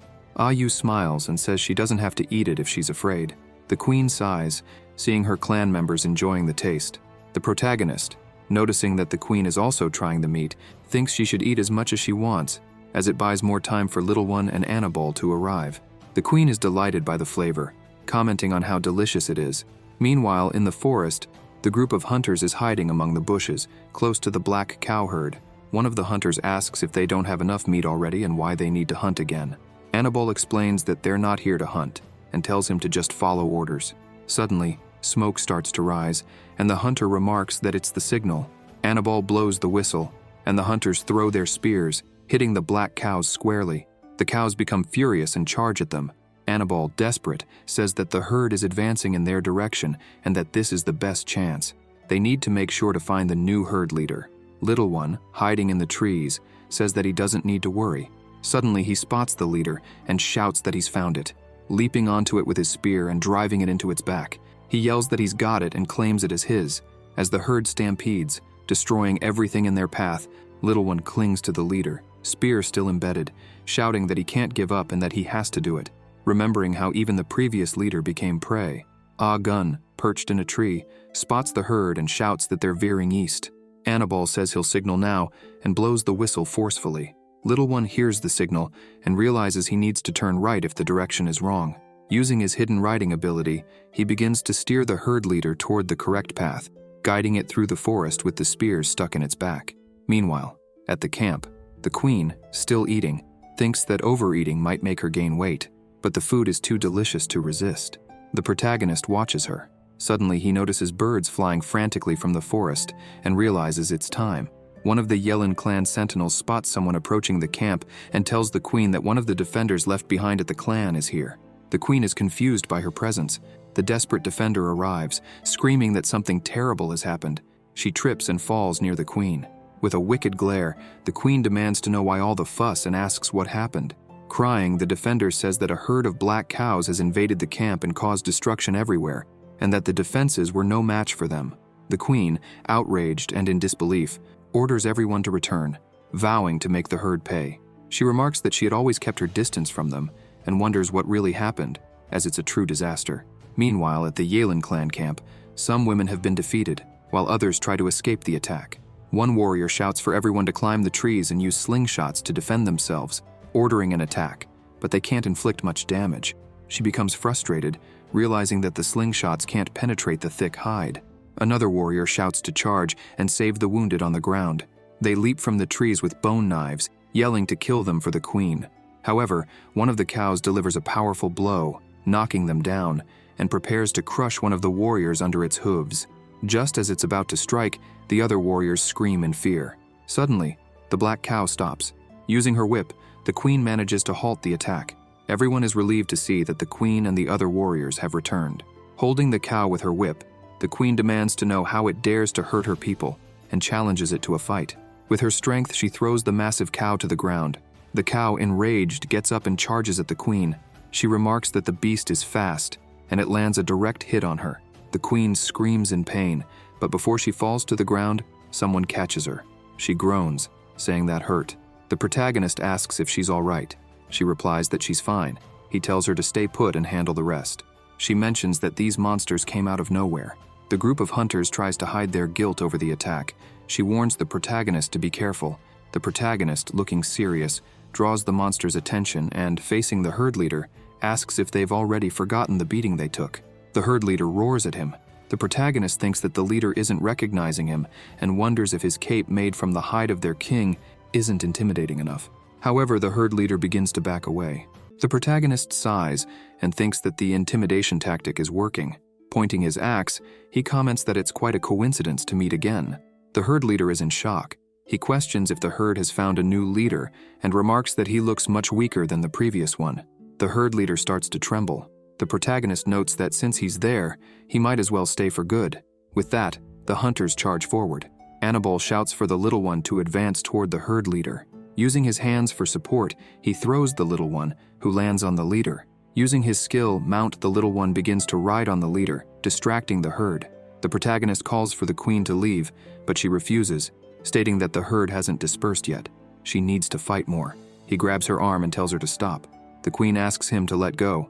The protagonist comments that she can't handle the monsters alone and that she hasn't brought enough people. She would only be heading toward death. The queen is left speechless. He asks why she doesn't take her people to his camp.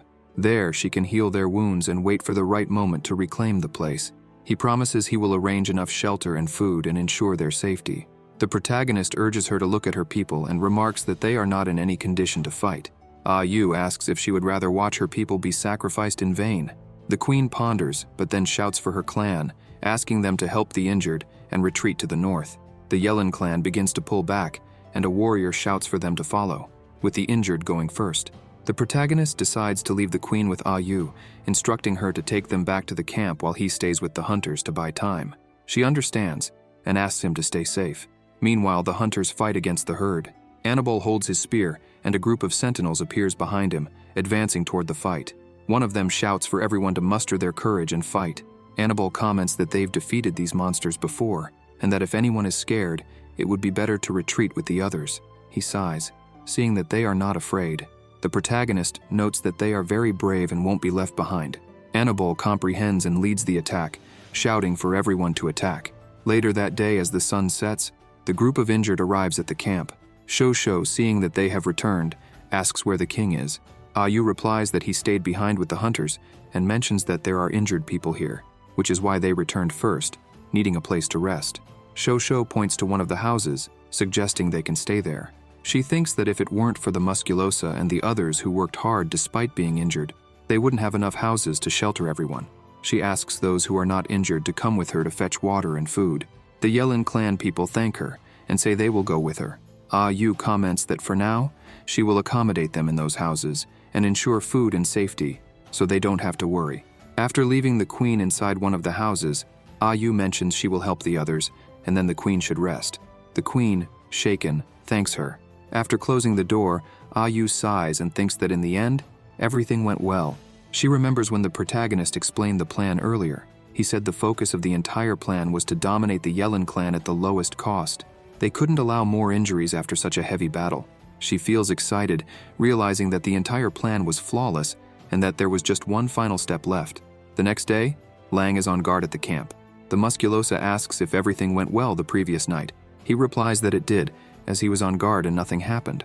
One of the sentinels notices something as she sees a shadow approaching. She wonders why it suddenly became cloudy. It was the Musculosa wishing her good morning. The sentinel, startled, screams, asking what that was and what she wanted. The Musculosa says that the king called the queen to the palace because it seemed they had something important to discuss in person. The sentinel understands. Later, In the makeshift palace, the protagonist looks at a system window and realizes that there are only 8 days left until the end of the main mission. He comments that time is running out. Suddenly, someone knocks on the door. Ah Yu opens it and announces that the queen of the Yellen clan is there. Upon entering, the queen comments that Ah Yu had already mentioned the merging of clans and that her answer is no. She states that he cannot force them just because the clan is temporarily weak. The protagonist replies that he is not forcing anyone, just proposing an agreement. He mentions that he can teach them to build houses, make weapons, and start fires, and in return, the Yellen clan needs to unite with his tribe, accept his leadership, and be under his protection. Leaning closer to the queen's face, he remarks that some things require more than just courage. She is more aware of the brutality of the Haiwan clan and the strength of the Jushi clan than he is. He comments that at that moment, she resembles a wounded deer, and soon the bloodthirsty beasts will follow the scent of blood to hunt her. The queen interrupts him and asks him to stop, saying she knows this, but it is not that simple, and she cannot make them accept the rules of a stranger unless... The protagonist questions her, asking her to say. She responds that unless he defeats her in a duel, that is the only way the Yellen clan will accept, and she asks if he has the courage to accept the challenge. The king, with a slight smile, agrees. The two exit the palace together. The queen gathers her people and discusses the challenge. The protagonist mentions that since the queen is injured and cannot participate in the duel, he will also not participate to ensure fairness. He chooses Annabelle to fight. Confident, he asks who will fight against him. Suddenly, one of the sentinels introduces herself, stating her name and that she accepts the challenge to fight him. He is surprised to see that she accepted and, underestimating her, tells her to be careful not to get hurt by him. Irritated, she warns him to be careful not to be pecked by her eagle. Suddenly, Annabelle charges at her, shouting that he is going to make stew with her eagle. She jumps back and throws her bone knife at him. Annabelle ignores it, thinking it is just a mere bone knife. However, he quickly realizes that the knife is heading toward the protagonist, and he cannot dodge it. He asks how she dares to throw a weapon at him. Using his axe, he manages to block the first thrown knife, but without realizing it, Ah Yin has already thrown a second knife, which hits his bone helmet, cracking it. Quickly, he jumps toward her and yells that if that is all she has, she should die. About to strike her with his axe, another sentinel who is watching the duel throws a knife, hitting him. He questions whether the duel is fair, as someone from outside attacked him. With that, Ah Yin takes the opportunity and charges at the protagonist. Just as she is about to hit him, Ah Gun, who was on top of the palace, throws his spear, piercing her body. The king and the queen become serious. Ah Yin falls to the ground. The other sentinels quickly gather around her and begin to protect her. One of them questions how the protagonist can play so dirty, claiming that bringing them all there was a huge conspiracy. The two clans start to face off, creating immense tension. One of the sentinels shouts for the queen to give the order, as they are going to kill all of them. Lang steps in front of Shosho and Ah Yu to protect them. Suddenly, Ah Yu looks at the protagonist. The king, looking at Ah Yin on the ground, thinks that he was not prepared for a murder during the plan, and wonders if they were trying to provoke them into a battle. He questions whether this was an order from the queen or something that happened without her knowing. If it was the queen, he could control the situation, taking her hostage. Suddenly, the queen shouts for them all to stop and questions whether this little plot would fool her. She says she would never tolerate such despicable threats against friends who helped them, and mentions that she does not want to investigate everyone involved in this assassination plot, but that the duel is over. The sentinels question whether they have lost. The queen comments that Ah Yin is the most loyal and courageous warrior of the Yellen clan, saying that if it weren't for her, Ah Yin would never have abandoned her dignity and pride to do something like this. She acknowledges that she knows the protagonist has impressive skills capable of performing miracles and kneels before him, stating that if he could be benevolent enough to spare Ah Yin, the Yellen clan would be eternally grateful. He thinks that fortunately, it was not the worst outcome, and the initiative to control the situation is back in his hands. He reflects that the hemostatic ointment is almost finished. Extending his hand to the queen, he comments that he will not let her die, as they are all allies now. The queen thanks him. A masked sentinel urges him to hurry, as Ah Yin is getting weaker. Looking at her, he thinks he will ignore the assassination attempt for the greater good, but there still has to be a punishment. After invoking the ointment, he decides that there is no need to heal her completely, so he applies just enough to keep her alive, leaving the rest of the ointment for treating his own wounds. He applies the ointment to her injury and instructs them to take her to rest, assuring them that she will be fine in a few days. The queen and the sentinels cannot believe the speed of the healing. One of them, astonished, comments that it is simply a miracle. They all begin to revere the protagonist, shouting that it is a miracle. Suddenly, the king places his hand on the queen's shoulder and asks if her people can join his tribe now. The queen, bashful, replies that yes. He starts laughing and remarks that this is great. Holding her waist, he says she can continue to lead her people as long as they obey his orders. The queen states that she has one final request. He is surprised by the request. She mentions that he should become her partner and that they will have a grand ceremony to confirm their relationship. The protagonist feels excited and wonders if this is a gift falling from the sky. He imagines marrying her, exchanging rings, entering the bridal chamber, having a daughter, watching her grow, seeing her marry, growing old together and then departing for the afterlife together. He feels confused imagining this future and comments that the ending is both so sad yet so beautiful. The queen notices he is different and asks if something is wrong, questioning if he does not want the partner ceremony. The protagonist hugs her and assures her that he certainly wants it. But first, she needs to rest and recover from her injuries, and he will need time to prepare for the ceremony anyway. The queen understands. The king asks everyone to withdraw, and the injured should return and recover. He invites them to the ceremony in a few days.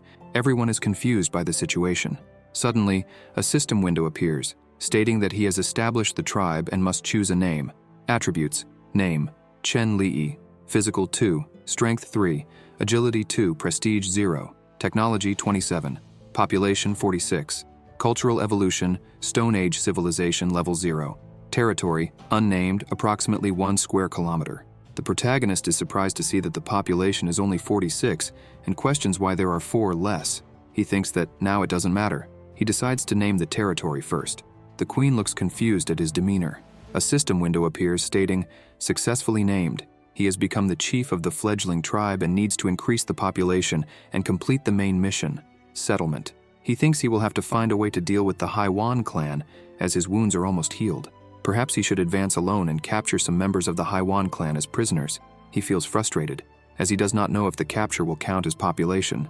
Ah Yu calls the queen and comments that sometimes the king behaves this way, and soon she will get used to it. The queen understands. Suddenly, the protagonist begins to hear the women whispering about him. One of them comments that when he is happy, he seems to have gone mad. Another woman says that this disheveled appearance suits him better. After all, he should be like the other men who became the queen's partners and were cut to pieces by her during the ceremony. The protagonist freezes and imagines the queen cutting him and devouring him piece by piece. He becomes desperate, questioning if the queen would eat him and wondering if that was the reason there were so few men in the clan. Suddenly, a huge shadow approaches him and calls out. He panics, thinking he is about to be devoured, but it's the musculosa. He asks if she is all right. She questions if he really intends to become the partner of that rude woman. He replies that he might need to reconsider the proposal. She becomes furious and remarks that she heard they would hold a ceremony with her. Imagining the queen devouring him, the protagonist admits that honestly, it was a bit hasty to agree to that. The musculosa asks if he is telling the truth. He comments that he thought he was getting a bride, but it turns out she is a mantis. As the musculosa lifts him up in celebration, he remarks that life is indeed unpredictable. Suddenly, Ah Yu approaches and calls for her, questioning why she sneaked off and reminding her that she said the injured should rest. The musculosa says she wanted to stay with the king. The protagonist states that he wants to be alone and asks Ah Yu to let the others participate in the camp construction if they want. Pulling the musculosa, Ah Yu comments that she will inform them right away. The musculosa insists that the king should think carefully and consider her position. Ah Yu, furious, interrupts and asks if she isn't afraid of accidentally crushing the king, urging her to come back quickly since there is a lot to do. The protagonist mentions that he needs to talk to the queen about the separation.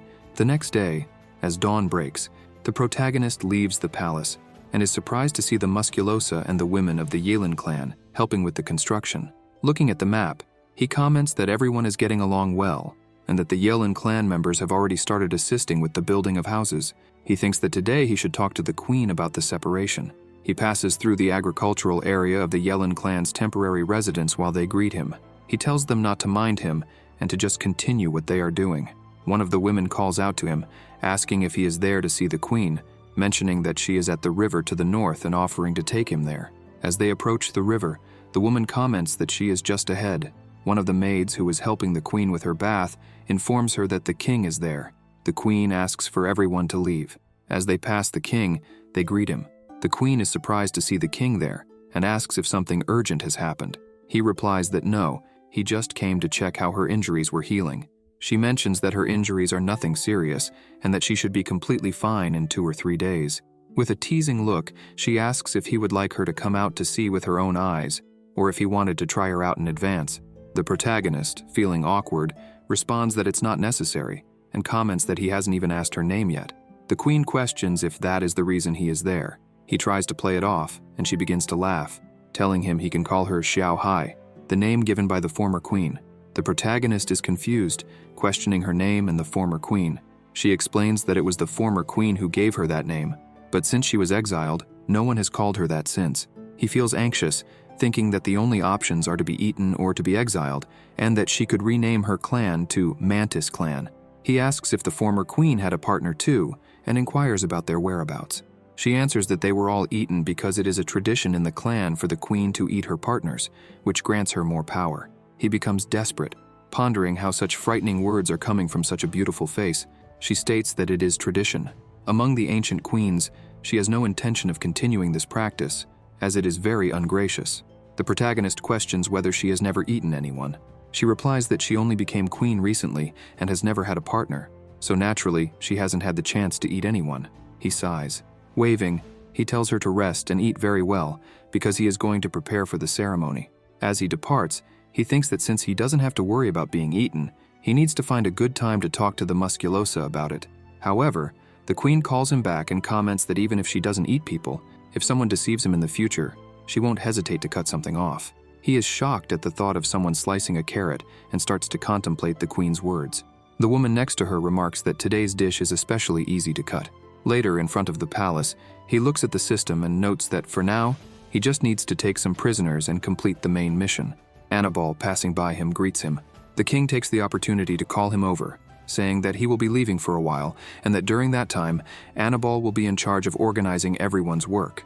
If there is any emergency, he should send someone to find him at the beach to the south. Annabelle understands and assures him he will take care of it. Later, at the southern sea beach, someone wonders what has happened there upon seeing the bodies of the Haiwan clan. Hidden in a tree, the protagonist questions if they were exterminated. With his spear, he decides to move closer. Meanwhile, one of the Dodu, perched atop a member of the Haiwan clan, tells the other Dodu that he was the one who defeated them. As he approaches, the protagonist drives them away, commenting that the Dodu have been wandering around, so he thinks it should be safe for now. Checking the bodies, he notices they still have elasticity, don't smell bad, and whatever the reason for the fight they were involved in, it must have happened recently. The claws on their fingers were extremely sharp, and the wounds appeared consistent with those claws. He wonders if these lunatics were having internal fights. He thinks it would be better if he could find some survivors. Walking along the beach, he notices something. Spotting a body, he questions whether it has any visible wounds. The agonized and contorted expression suggests a slow and painful death. Looking at the man's hand, he comments that it looks like it was tangled and wonders if he choked. He questions how the Haiwan clan, accustomed to the water, met their end in the sea. The protagonist keeps wondering what happened there when suddenly someone calls him, saying there's trouble. The king asks the little one what happened. He responds that a group of crazed Haiwan clan members is breaking everything in the camp. The protagonist can't believe it. The little one comments that Annabelle sent him to call for help, and he needs to return immediately. The king quickly heads toward the camp, saying he's on his way. Meanwhile, in the camp, the hunters are trying to defend the area, shouting for everyone to stay together and be careful. Annabelle shouts to conserve their strength and prepare for close combat, as these lunatics are completely ignoring the wooden spears. Agun, up in a tree, wonders what is wrong with them, saying it's as if they feel no pain at all. The group from the Haiwan clan advances toward the hunters. Annabelle shouts for everyone not to panic, and that no matter what happens, they must not let them take them to the river, as they would have no chance against them in the water. Infuriated, the Haiwan clan charges forward. Annabelle shouts for everyone to be cautious of the attack. The two groups clash. Annabelle realizes the attack has been interrupted and shouts that this is the perfect opportunity. Huang, with his spear, yells to push them back. Annabelle shouts that the queen's reinforcements have arrived. The queen asks what is happening there. She is surprised to see the Haiwan clan and questions if they aren't supposed to live on the southern beaches, wondering how they appeared there suddenly, and noticing they seem a bit strange. Annabelle replies that he doesn't know, but they have been acting like lunatics, and suddenly came out of the southern river, starting to attack them. He comments that it is more appropriate to consider them monsters. The Haiwan clan becomes enraged. The hunters shout for everyone to be careful as they are coming. Furious, the Haiwan clan charges. Annabelle, along with the sentinels, urges them to advance and send those bastards to hell. A fierce battle begins between the two groups. Annabelle remarks that he will turn them into minced meat. The queen, with her whip wrapped around one of their necks, questions whether he can speak while she chokes him, but realizes that something is wrong. They don't seem to communicate at all. She screams, cursing, and asks what they are doing when suddenly one of them appears behind her, about to strike her with a powerful blow. The protagonist emerges with his axe, blocking the attack and creating a massive impact, questioning how he dares to try to hurt his woman. She feels relieved to see him there. Struggling to withstand the attack, he tells the queen to move away. She understands, and with that, the protagonist manages to repel the attack. He sighs, staring at the creature. He thinks that the creature resisted his blow with full force, equivalent to a strength value of 3. Suddenly, 2 creatures attack him from behind. The queen shouts to warn him. He is shocked, but Tarzan manages to take one down, and Agun hits the other creature in the chest with a spear. They comment that if the creatures want to fight the king, they must first get through them. The protagonist thanks them, saying they did well. He mentions that he will leave those little ones with them, and asks the queen if he can trust her to help deal with the rest, as he needs to focus entirely on the opponent in front of him. The two begin to face off, and the protagonist thinks that until the outcome of this fight is determined, he will be counting on their help. He remarks that he doesn't know what happened to the Haiwan clan and, pointing his axe, states that this has nothing to do with them, questioning if they have confused the target of their vengeance.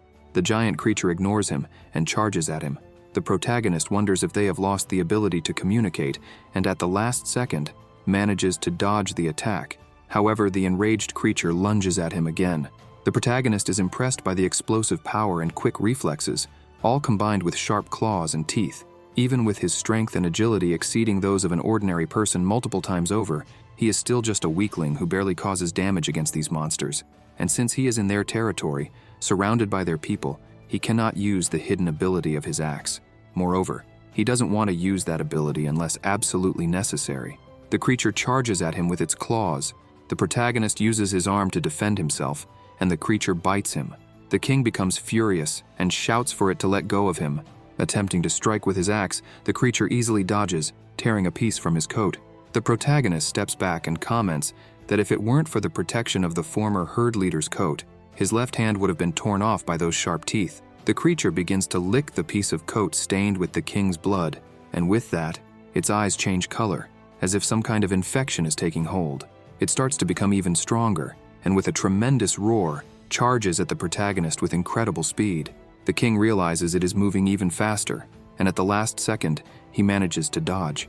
However, the creature manages to grab the coat and starts to shred it with its teeth. The protagonist watches, wondering how it became so fast all of a sudden. If he hadn't let go of the coat, he would be in its place, being chewed up. He notices that the creature has stopped attacking and wonders why, questioning what it is doing. The Haiwan clan begins to return to the water. The protagonist wonders if they are leaving and realizes something is wrong, as it only tore off the part of the coat that was stained with his blood. Then, he begins to analyze the battle. As he looks at one of his hunters who has no injuries, he notices that only one creature is attacking him. Meanwhile, another hunter, who has several injuries, is being attacked by a group at the same time. He wonders if it could be because of the smell of blood and comments that he finally understands. They use the scent of the prey's blood to lock onto a target, and that scent makes them even more bloodthirsty and crazed.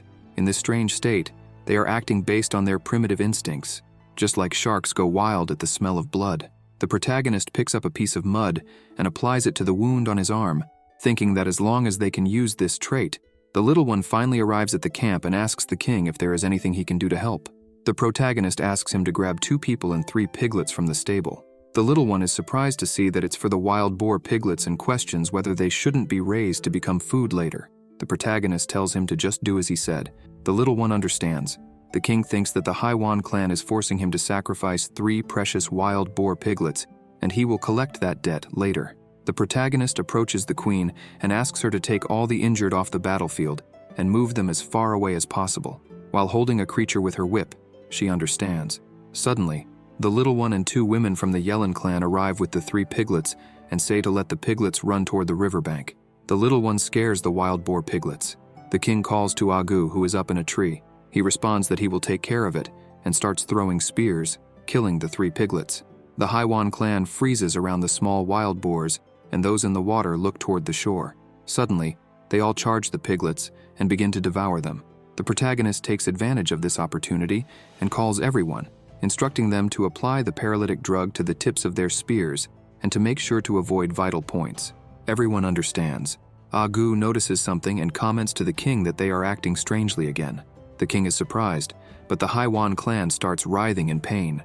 The king is confused by this and questions if the little one poisoned the piglets. He replies that he didn't do anything of the sort. Suddenly, all the creatures fall to the ground. The protagonist tells everyone not to get too close and to stay alert. He wonders what is happening there. Later in the cultivation area, after capturing them, one of the sentries instructs everyone to stay alert, and if these guys make any strange move, they should be knocked out immediately. Suddenly, she notices something unusual. As she approaches the cage, she realizes they are awake, and one of them begs for help. She quickly instructs another guard to inform the king that they have awakened. A while later, someone approaches, and the protagonist asks about the situation. The sentry requests him to come closer as the creatures are asking for water. He asks where the big one is. The sentry responds that they kept him separate. As he approaches the big one, the protagonist sees that he too is asking for water, and after opening a bottle, pours a little over him, and the big one quickly opens his mouth to drink. The big one is confused upon seeing the protagonist, and the king asks if he can understand their words. He replies that he can. The protagonist comments that it's now up to Ayu. She approaches the big one, and as she serves water, asks him to open his mouth and drink as much as he wants, because if it's not enough, she'll fetch more from the river. However, it's a bit far, and it will take some time. The big one mentions that his people also need water and asks for their help. She says it's no problem. Everyone will get enough water. Then she imagines he might be willing to answer some questions now. Indignant, he asks what she's saying, questioning if they attacked his territory just to ask a few questions. She looks at the king, confused, and comments that, though she had heard the Jushi clan was a strange group of people, she never expected them to be so bizarre. She asks the big one if he is saying he was attacked by the Jushi clan. He is confused and asks if they aren't the Jushi clan. She replies that he attacked the wrong clan. They are the novice tribe, and the man behind her is King Chen. The big one remarks he's never heard of them, guessing those damned Jushi clan members must have sold them somewhere far away. She sighs and tells him he misunderstood. Ayu explains that they were captured for attacking the novice tribe's territory. He is in disbelief. She continues, explaining they never had any dealings with the Jushi clan. He and the Haiwan clan attacked them like beasts, without even allowing communication, so they had to detain them temporarily. The big one can't believe it, and thinks she's lying, wondering why he can't remember what she's saying. She asks him to recall what he does remember. The big one says his name is Shito, leader of the Haiwan clan. They used to live near the beach, and one day, while fishing, a clan member called him, saying Xian and Hua were fighting again. Smiling, he remarks to let them be, as young people need to fight sometimes. It builds camaraderie. While one punches the other, he yells he will kill him. Another member approaches, crying, saying they took the dodo bird he caught. Shitu asks if it was Sika and the others, and tells him that crying won't help. He needs to learn to fight back, and only when others fear him will they stop taking his things. The young one says it wasn't them, but a group of weirdos. Shito quickly realizes who it was, the Jushi clan. Upon reaching the sand, he questions what they are doing there. The Jushi clan leader orders them killed, and they attack the Haiwan clan. Shitu shouts, asking if they are ambushing him. In the present, he recounts that he was knocked out during the fight, and upon waking, found himself captured by the novice tribe, unable to remember anything that happened since. He doesn't even know how his tribe members are doing now. The protagonist assesses the situation, sighs, and mentions that he visited the Haiwan clan's territory not long ago, and no one was left. If he hadn't chosen to spare their lives here, the Haiwan clan would be extinct today. Shitu can't believe it, cries out in anguish, and laments for failing to protect any of them. He begins to cry, and suddenly a leaf falls from his body. Ayu picks it up and asks what it is, handing it to the king for a closer look, as it's a plant she has never seen before. The protagonist, upon picking it up, asks the system to identify it: industrial hemp, an herbaceous plant. It has a bitter taste, analgesic properties, and its smoke can induce hallucinations. He wonders if this was the cause of the attack. Later, after capturing them, one of the sentries offers them water and comments not to rush, as there's plenty for everyone, asking them to pass it along. The protagonist reflects while holding a small leaf, remarking that it was just as he thought. All the leaves collected from the Haiwan clan were the same, industrial hemp. He recalls that the little one once said the Jushi clan leader gained some kind of divine power, one more like a dark deity. This type of hallucinogenic substance was probably what made the Haiwan clan turn against others, with some clever creatures realizing they could avoid inhaling the toxic smoke by entering the water, though ultimately they died of exhaustion. Looking at the captured creatures, he thinks the Jushi clan is extremely troublesome, and these unruly members of the Haiwan clan didn't come here by accident. If the Jushi clan intentionally led them here to wreak havoc and leave everyone in a terrible situation or dead, it means the novice tribe has not only been noticed, but also seen as a threat to be faced. Even Shitu, with his immense strength, has become a puppet in others' hands. The strength of the Jushi clan must not be underestimated in any way. The protagonist decides to open the system. Attributes: name, Chen Li. Title, none. Weapon, Pongu's axe. Race, human. Physique, 2. Strength, 3. Intelligence, 1. Agility, 2. Prestige, 0. Technology, 27. Territory, none. He realizes that only 3 strength points might not be enough to face the Jushi clan, and before danger arrives, he needed to increase his strength to the maximum. While observing one of the captured members of the Haiwan clan, he thinks that it wasn't just him, but the entire novice tribe was still too weak. Shitu says that if he had noticed those bastards earlier, Yu comments that he was on the brink of a mental breakdown and might not be able to respond anymore. The protagonist states that they didn't have much time to wait for him to calm down, as danger could be surrounding them, waiting for the right moment to strike. Yu, confused, questions if he was referring to the Jushi clan and asks if they had planned this attack, wondering how they did it.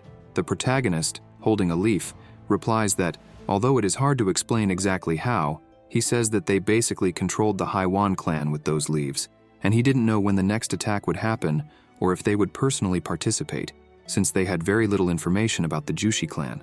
Because of this, the novice tribe was completely on the defensive, and that was why they needed Shitu to remember something quickly. The protagonist calls out to him and mentions that he had to stop blaming himself, for even if one inhaled the smoke of that thing just once, no matter how strong they were, it was useless. Holding the leaf, the protagonist hands it to him and asks if it triggers any memories.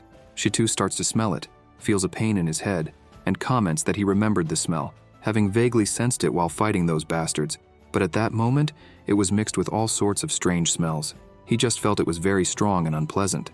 The protagonist becomes confused about the many scents and questions if they were using different types of poisonous plants, remarking that he would need to discover the effects of the poisonous herb before planning any counterattack. Shitu, realizing they were going to fight the Jushi clan, becomes desperate and begs to join them, as he would regret it for the rest of his life if he couldn't avenge his brothers. With that, all the other imprisoned members of the Haiwan clan cry out, declaring they want revenge for their brothers and ask the king to let them join, saying that as long as they have revenge, they would do anything. The protagonist hesitates and thinks that even though he only needed 4 people to complete the main mission, Shitu says their noses are very sensitive and they could help from a distance by tracking the poisonous herbs, which would certainly aid them. The protagonist remarks that this was the source of his concern, as the Haiwan clan was very sensitive to the smell of blood, and if they lost control again, the consequences would be unimaginable. Shitu, indignant, shouts that if it weren't for the poisonous smoke, they would definitely be able to control themselves. The protagonist comments that the opponent was the Jushi clan and questions what would happen if they released the poisonous smoke during the battle. Shitu falls silent, shaken, and says that was not the case. The protagonist explains that he understood the desire for revenge, but with just anger and hatred, nothing would be resolved. He sighs and mentions that he had an alternative but feared they wouldn't agree with the idea. Shitu declares that they are the last survivors of the Haiwan clan and that as long as the king can help them achieve their revenge, the life of the Haiwan clan is his. The protagonist understands and says that as long as they join the tribe and swear loyalty, he will ensure they get their revenge. But not all of them will have the chance to personally take vengeance. He asks what they think of the idea. Shitu agrees, and the other members of the Haiwan clan do as well, eager for revenge. The protagonist looks at Yu, who nods as he departs. Shitu calls out, and the king asks Yu and Windy to let everyone out of the cages, for they were all companions after all. A system window appears saying, "Main mission settlement is complete." He received the mission rewards: attribute points ×3, large material chest ×1, heritage plate ×1. For completing the mission 7 days ahead of the deadline, he received an extra surprise package. Looking at the system, the protagonist feels relieved to have finally completed the mission. Attributes: name, Chen Li. Title, none.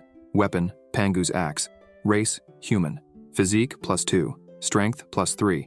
Intelligence, +1. Agility, +2. Prestige, 0. Technology, 27. Territory, novice tribe, approximately 1 square kilometer. Population, 68. Civilization ranking, Stone Age, level 0. The protagonist sighs, thinking that the most crucial mission is finally complete. Looking at the system window, he decides to allocate all the points to strength. Suddenly, a mysterious energy surrounds him. As he absorbs the energy, the protagonist screams and comments on the surge of power he feels. Exhausted, he collapses to the ground. A system window suddenly appears saying, "Strengthening complete." Looking at the system, he remarks that now, in terms of strength, he should not lose to any human. However, he notices his hair has grown and wonders if that is a side effect. He decides to check the rewards: large material chest, surprise package, and heritage plate. He chooses to open the large material chest. The system announces he obtained metal, 1 ton of hematite. The protagonist is surprised to see it as iron ore and comments that it's an incredible reward, provided he can reach temperatures above 1700 degrees. However, he wonders if this means he could skip the Bronze Age and advance directly, remarking that this is the power of knowledge. Hopefully, the surprise package would contain something even more valuable. He decides to open the package, feeling excited, and saying that the rewards this time were truly fantastic. They were certainly better than the ones he got last time, and now he was even more excited about the heritage plate. Then, he decides to take out the plate, and a huge plaque falls to the ground. A system window appears saying, "Heritage plate, Heritage level 1, an era more advanced than the current technology. Heritage content, unknown, requires 10 technology points. Effect, record the product of a given civilization. Devoted worship can yield the product. The level of understanding will depend on the individual's intelligence." The protagonist is puzzled by the civilization product and decides to identify the heritage plate. A mysterious light emanates from the plate, and the system announces that identification was successful. "Congratulations on obtaining the heritage plate, sense of modesty." He comments that this is a crucial step in the civilization's development. However, he no longer needed to worry about mixed baths, as he didn't want anyone witnessing xiao bathing. Overall, they were all very useful items. Now he had to resolve a situation and thinks about dealing with the threat from the Jushi clan. Suddenly, Ayu appears, calling him. He asks if something happened. Stretching her arm, she notices the king is taller, more muscular, and that his hair has also grown. The protagonist acknowledges it and asks what she needs from him. She asks if he needs her to negotiate with the Jushi clan and resolve any misunderstanding. He replies that there is no misunderstanding. They decided to exterminate the novice tribe and are undoubtedly the most troublesome opponents they have faced so far. They might even use tactics to pit them against each other, only to reap the benefits from behind. Ayu grabs his arm and asks what they will do now, admitting she is afraid. Looking at the members of the Haiwan clan, the protagonist comments that the only thing they can do is build defenses, stock up on food, and not provoke them until they are fully prepared, besides hiding their capabilities and waiting for the right moment. He asks if she understands. Ayu struggles to understand what he said and asks how she should organize the 22 people who join them. He replies that for now, she should divide them into 3 groups, each participating in building houses, obtaining food, and setting traps. She wonders what those traps are and questions why they need to make them. He responds that, simply put, traps can be used to protect the territory, like when dozens of Haiwan clan members suddenly attacked their land. He remarks that he didn't want to go through that again. By making different types of traps suited to the terrain, they could avoid repeating past mistakes and, hopefully, capture enemies alive or even wild beasts. He decides to explain the specific methods later, but for now he has an urgent task for her. Ayu is confused. The protagonist explains that with the sudden increase in population, they needed to consider long-term food supply issues. He couldn't just let all that unused meat go to waste. He would teach them how to make dried meat first. Later that day, the members were slicing the meat and laying it out on some tree branches. The protagonist thinks this isn't bad at all, as the newcomers integrated quickly and were also very good at drying meat. Annabelle, cheerful, approaches and says he has arrived. He notices something different about the king and asks if he has gotten stronger, commenting that his hair is longer. The protagonist tells him not to worry about that, as he has a mission for him. Drawing on the ground with a stick, he begins to show and explain the plan, saying he needs him to set traps around the surrounding mountains. The more the better. He has already chosen some people to assist and will personally teach how to set the first traps. However, the most important thing for Annabelle isn't learning how to make the traps, but remembering their locations. Annabelle, feeling lost, comments that this mission doesn't sound exciting at all. The protagonist smacks him on the head with the stick and says that entrusting him with remembering the location of each trap is a sign of trust, and it must be an absolute secret. Besides the king and Annabelle, no one else should know. He asks if Annabelle understands. The protagonist continues, saying that when assigning tasks, he should make sure each person passes through different areas to set the traps, and that no one should know the locations of all the traps in a specific area. Otherwise, if there were a traitor among them, the consequences would be unimaginable. Annabelle becomes anxious. The protagonist says that once all the traps are ready, Annabelle should report their locations. With that, he begins erasing the plan drawn on the ground. Hitting his fist against Annabelle's chest, he tells him not to write anything down, only to memorize it, and asks if he understands. Annabelle, though confused, gets it, and says that even though it's a bit difficult, he will definitely live up to the trust placed in him. The protagonist is relieved and says that's great, telling him to rest because tonight, they will start working under the cover of darkness. Later, in front of the palace, beside Tarzan, the protagonist summons the heritage plate and says he will leave it there for everyone to see as they pass by, and how much they can learn will depend on their own luck. He tells Tarzan he will rest a bit, and that Annabelle and the others will meet him tonight. However, if any other urgent matter comes up, Tarzan should wake him immediately. Tarzan understands. In his room, behind the throne, the protagonist comments that he is exhausted, and after throwing himself onto his bed, he thinks he doesn't know how much time they have. However, there is so much to do. Train soldiers in different units, build defensive structures, organize patrol teams, develop technology, expand the territory. There is a lot of work, and it seems endless. He should cherish this rare moment of rest and regain his strength. Slowly, he falls asleep. Sometime later, he slowly opens his eyes, hearing some conversations. He starts looking around and, upon seeing several women, wonders if it's a banquet. Suddenly, someone approaches and places a hand on the protagonist's shoulder, asking if something is wrong and if that's all he has. Celebrating the banquet, he responds that it isn't, and asks who the women are. One of them introduces herself, saying her name is Xiao Ya, and asks if he drank too much. Another woman says her name is Li Li, and the third responds that she is Ti Dan. Excited, he shouts that he indeed drank too much, and comments that he remembers all of them, saying he's finally back and done with the anxious days living in the wild. He asks to keep the music going, and invites everyone to dance. He starts smoking a cigar. Later, lying in bed with Xiao, while half asleep, he murmurs to keep it rolling. Xiao wakes up and says it's time to work. The protagonist replies that he really can't do this anymore. She responds that she isn't Xiao. He calls her Li Li, but she says that's wrong. He tries again, calling her Tai Dan, but she corrects him again. Then she reveals that she's Annabelle. The protagonist is shocked and wakes up screaming. Annabelle, sitting beside him, asks if something is wrong. The protagonist questions why he is there. Annabelle explains that the king had told him to meet him at night and that he was waiting to wake him. But the king grabbed him and, embarrassed, mentions that the protagonist started flirting with him. The king says it was all a misunderstanding and asks him to leave. Tarzan, standing outside, feels awkward about the situation. Later, at a pit filled with spears, after placing a sledgehammer on the ground, the protagonist remarks that this is a simple spike trap and starts explaining again. Since there would be many monsters to face, for the trap to be effective, its productivity and width needed to be sufficient. They should also cover it with leaves. Once finished, he comments that now they have a trap. Everyone is amazed. He mentions that spike traps can be combined with wire traps he had shown earlier, and the most important thing is knowing how to mix and match. The people from the Haiwan clan are impressed and say he is like a god. The protagonist asks if Agun can teach everyone how to make other traps.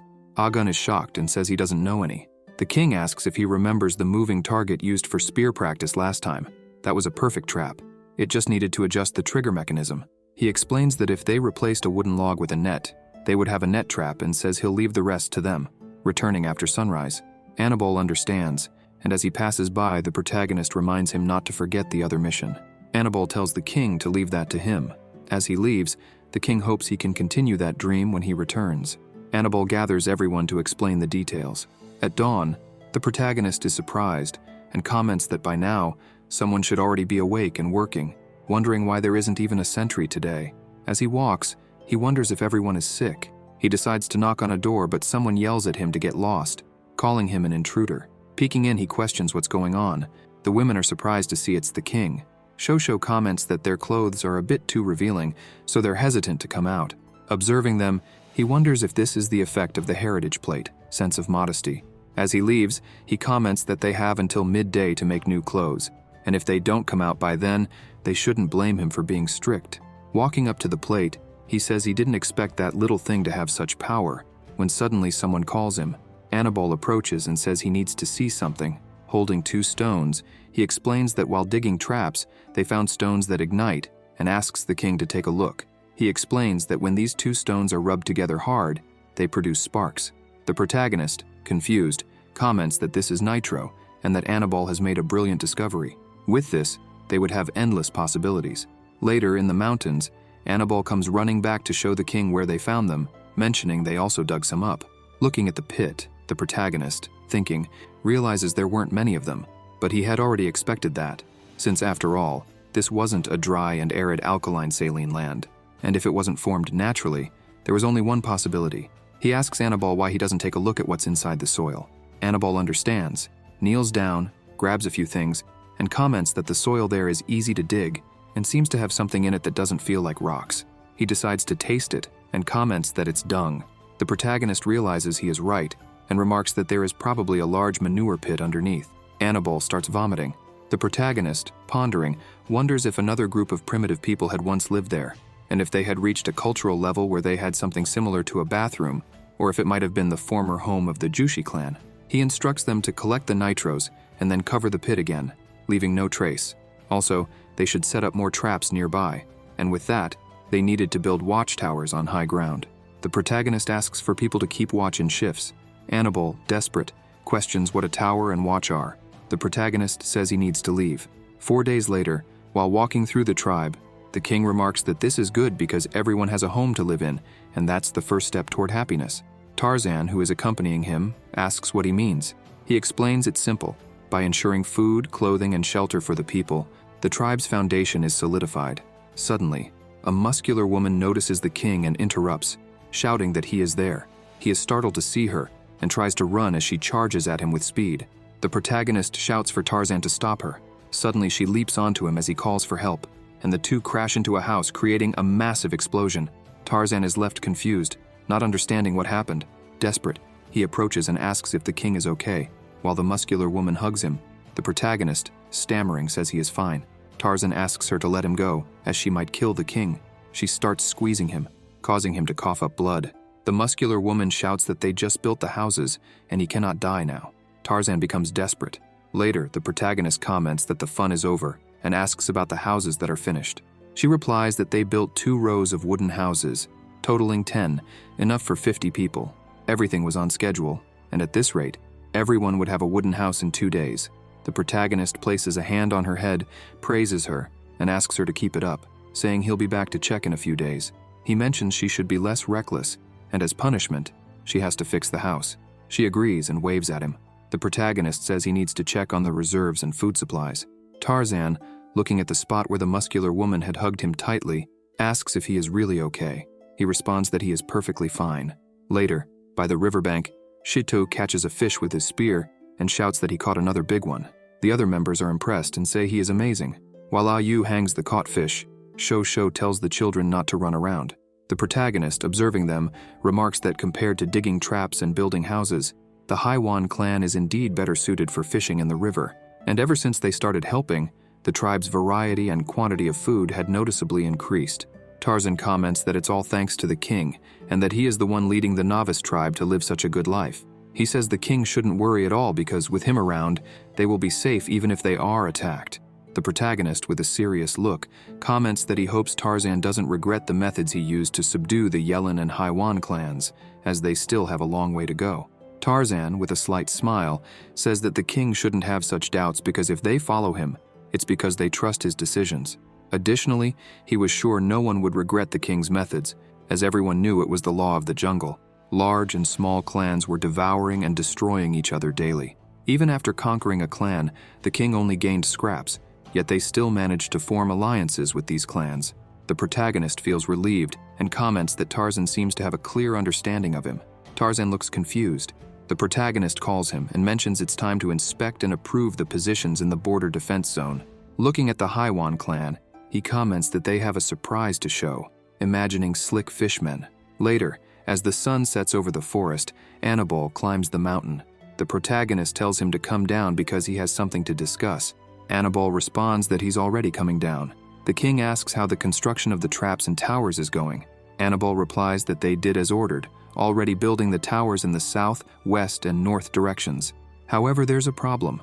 The protagonist asks what the problem is. Annabelle explains that after assigning 6 people to each tower to keep watch, there weren't enough people left for the other tasks. To organize the teams, they had to start earlier, then climb the mountain to work on both tasks until nightfall. The protagonist comments that, unfortunately, they still lack manpower, and today he and Tarzan will climb the mountain with him to help. Annabelle says there's no need for that.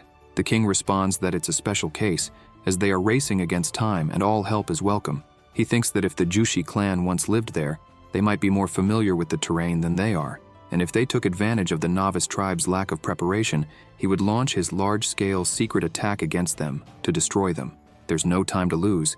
They have to move forward. Later that night, the protagonist and the fishmen are preparing the traps. Someone warns them to be careful and says they need to tighten things a bit more, while another comments that they still need wooden stakes. The protagonist looks at the watchtower on the southern mountain and feels a bad premonition. While setting the trap, he thinks it's not good to dwell on bad things. Suddenly, they hear a scream and realize it came from the south. The watchtower is signaling. The protagonist shouts that the southern mountain watchtower is under attack and calls everyone to move there. While running, the protagonist, with speed superior to the others, goes ahead holding a spear. He thinks that, even with the knowledge of the trap's locations and the 2-point agility bonus, it would still take at least 5 minutes to reach the southern mountain, hoping nothing happens in those 5 minutes. Agu, on the tower, is on alert, and looking at the forest, thinks that the triggered traps are too close to the tribe, wondering if the enemies have infiltrated that deeply. With a giant leap, he decides to check and considers that there may be other enemies who noticed the bonfire and could be advancing toward them. In owl form, he lands on the ground holding his spears, thinking he needs to find them before they find him. As he advances toward the trap, he notices something and realizes it's indeed an ambush. He shouts, asking if they're planning a sneak attack, but remembers not to make noise and throws his spear toward a bush. However, he notices it didn't work. Suddenly, someone throws a spear at him. Agun manages to block it, but the enemy attacks with incredible speed. He shouts that they are too fast and closes his eyes, bracing for the attack. However, the axe stops just before hitting him. Confused, he opens his eyes and sees it's the king, questioning why he's there. The protagonist says there's no time to explain and asks if he knows where the triggered traps are. Agun responds that he does, and that he was the one who lit the bonfire on the watchtower. The traps were triggered just ahead. The king comments that he did a great job, and that he would go ahead first. He asks Agun to wait for those coming via the safe route and guide them to the location. Agun understands and shouts that there might be more than one enemy, asking the king to be careful. Later that night, the trap had caught something. The protagonist, hiding behind a nearby tree, thinks he can't sense any other presence, and since the place is quiet, it doesn't seem like they caught a wild beast. And this person isn't calling for help, which makes him wonder if she might be alone or unconscious. He sighs, and stepping out from behind the tree, thinks it's best to take a look. Holding his axe, he is confused to see that it is the queen, and asks what she is doing there, questioning if she shouldn't be recovering from her injuries. The queen, indignant, asks if he's just going to stand there asking questions. The protagonist enjoys the scene and comments that this is quite rare. She becomes enraged and shouts that she'll kick him in the groin. He grabs her foot and remarks that she'd do that with those beautiful feet. She screams at him to let go, but he starts caressing her feet slowly. She begins to feel aroused and yells at him to stop, saying she's getting angry, and asks him to put her down. The king laughs and agrees. Suddenly, they hear someone saying the king must be up ahead, urging everyone to hurry. The queen, furious, says that if anyone sees her like this, she swears she'll kill them all to keep the secret. He responds that he'll handle it quickly, untying the trap's rope. He shouts for everyone to stay where they are and not come any closer, as the situation there is dangerous, and they might die if they approach. The members are confused by the situation. Annabelle wonders if the king fell into a trap and asks if they should rush over to save him. Agun says he doesn't know, but from the way he spoke, it didn't seem like he was hurt, and wonders if there's something he doesn't want them to see. Annabelle speculates that he already knows. The king must be taking a dump after the battle, since even Annabelle hasn't been able to relieve himself in front of everyone these days and had to go alone. And the women too. They avoided the men when they needed to bathe or do their business. He realizes that everyone seems to have changed a bit, though he can't pinpoint exactly what. The queen is finally on the ground. The king starts laughing and says he didn't expect her, of all people, to fall into the trap. At least now they know the traps work. She says she didn't expect him to know so many strange tricks. He comments that it's his fault for not warning her earlier, and asks what brought her out there in the middle of the night. She says she overheard some conversations from the Haiwan clan at night. She recalls a conversation where the fishmen were whispering, and one of them mentioned how nice it would be to catch fish, shrimp, or shellfish by the sea. Eating them would definitely give them more energy to work. The protagonist thinks and suggests it's probably due to the need for salt consumption. She remembers another one mentioning that the path to the beach was blocked by a fierce pack of hyenas, making fishing too risky when there was a chance of being devoured. She says she then decided to look for a new and safe route during the night. The protagonist comments that he's traveled those paths many times and that there hadn't been hyenas there 5 days ago. It seems someone from the Haiwan clan slipped away in the past few days. She looks confused and asks if there's something wrong with them, questioning if they should be executed. He replies that's not what he meant. He was thinking about security gaps they hadn't noticed before. Maybe they should organize a patrol, but it's important to clear the path to the beach. It would be better to establish a new outpost there. Fish and shrimp are secondary, but they definitely need the dodo birds and their eggs. Additionally, they could open a salt drying field. He declares that it's decided. Starting tomorrow, they'll deal with the ignorant hyenas. The queen offers to handle the patrols and secret sentries for him. As for dealing with the hyenas and expanding the territory, she suggests he reconsider. The protagonist is surprised and asks if she's worried about him. Embarrassed, she slaps him and tells him not to delude himself. She's only worried that, with so few people spread out for protection, managing 2 territories could be reckless. Besides, the beach has already been attacked by the Jushi clan once. The king places his hands on her shoulders to comfort her. The queen continues, saying, "What if they attack again?" The protagonist explains that the reason is precisely because they've attacked the beach before, making it relatively safe for now. The novice tribe's camp, the beach outpost, and the Jushi clan in the southeastern mountain form a triangle, and as long as they ensure a smooth exchange of goods and information between the beach outpost and the tribe's camp, they can support each other. After all, the Jushi clan are dangerous people who use poisonous smoke and the like. Living all together in one place makes the novice tribe easy targets. While receiving a massage from the king, the queen says she has no idea what he's talking about, but since he's decided, she'll do things his way. The other hunters waiting for the king end up dozing off from waiting so long. Annabelle wonders if the king is still not done and remarks that he really is an incredible guy. Sometime later, under the moonlight, the protagonist and a group of fishmen are walking through the forest. Shitu asks one of the fishmen if he's sure he found hyenas on this path and wonders why there's no scent of blood here. Pushing through a bush, the fishman says this is the place and they must be just ahead, as he saw several of them 2 days ago. Suddenly, one of the bushes rustles, and a massive, bloodthirsty hyena leaps at the fishman, who falls to the ground in fear. Shitu quickly charges at it and yells if it's asking to die, punching it and sending it flying toward a tree. Shitu growls at it, and soon, a huge pack of hyenas surrounds him. Tarzan urges the king to be careful.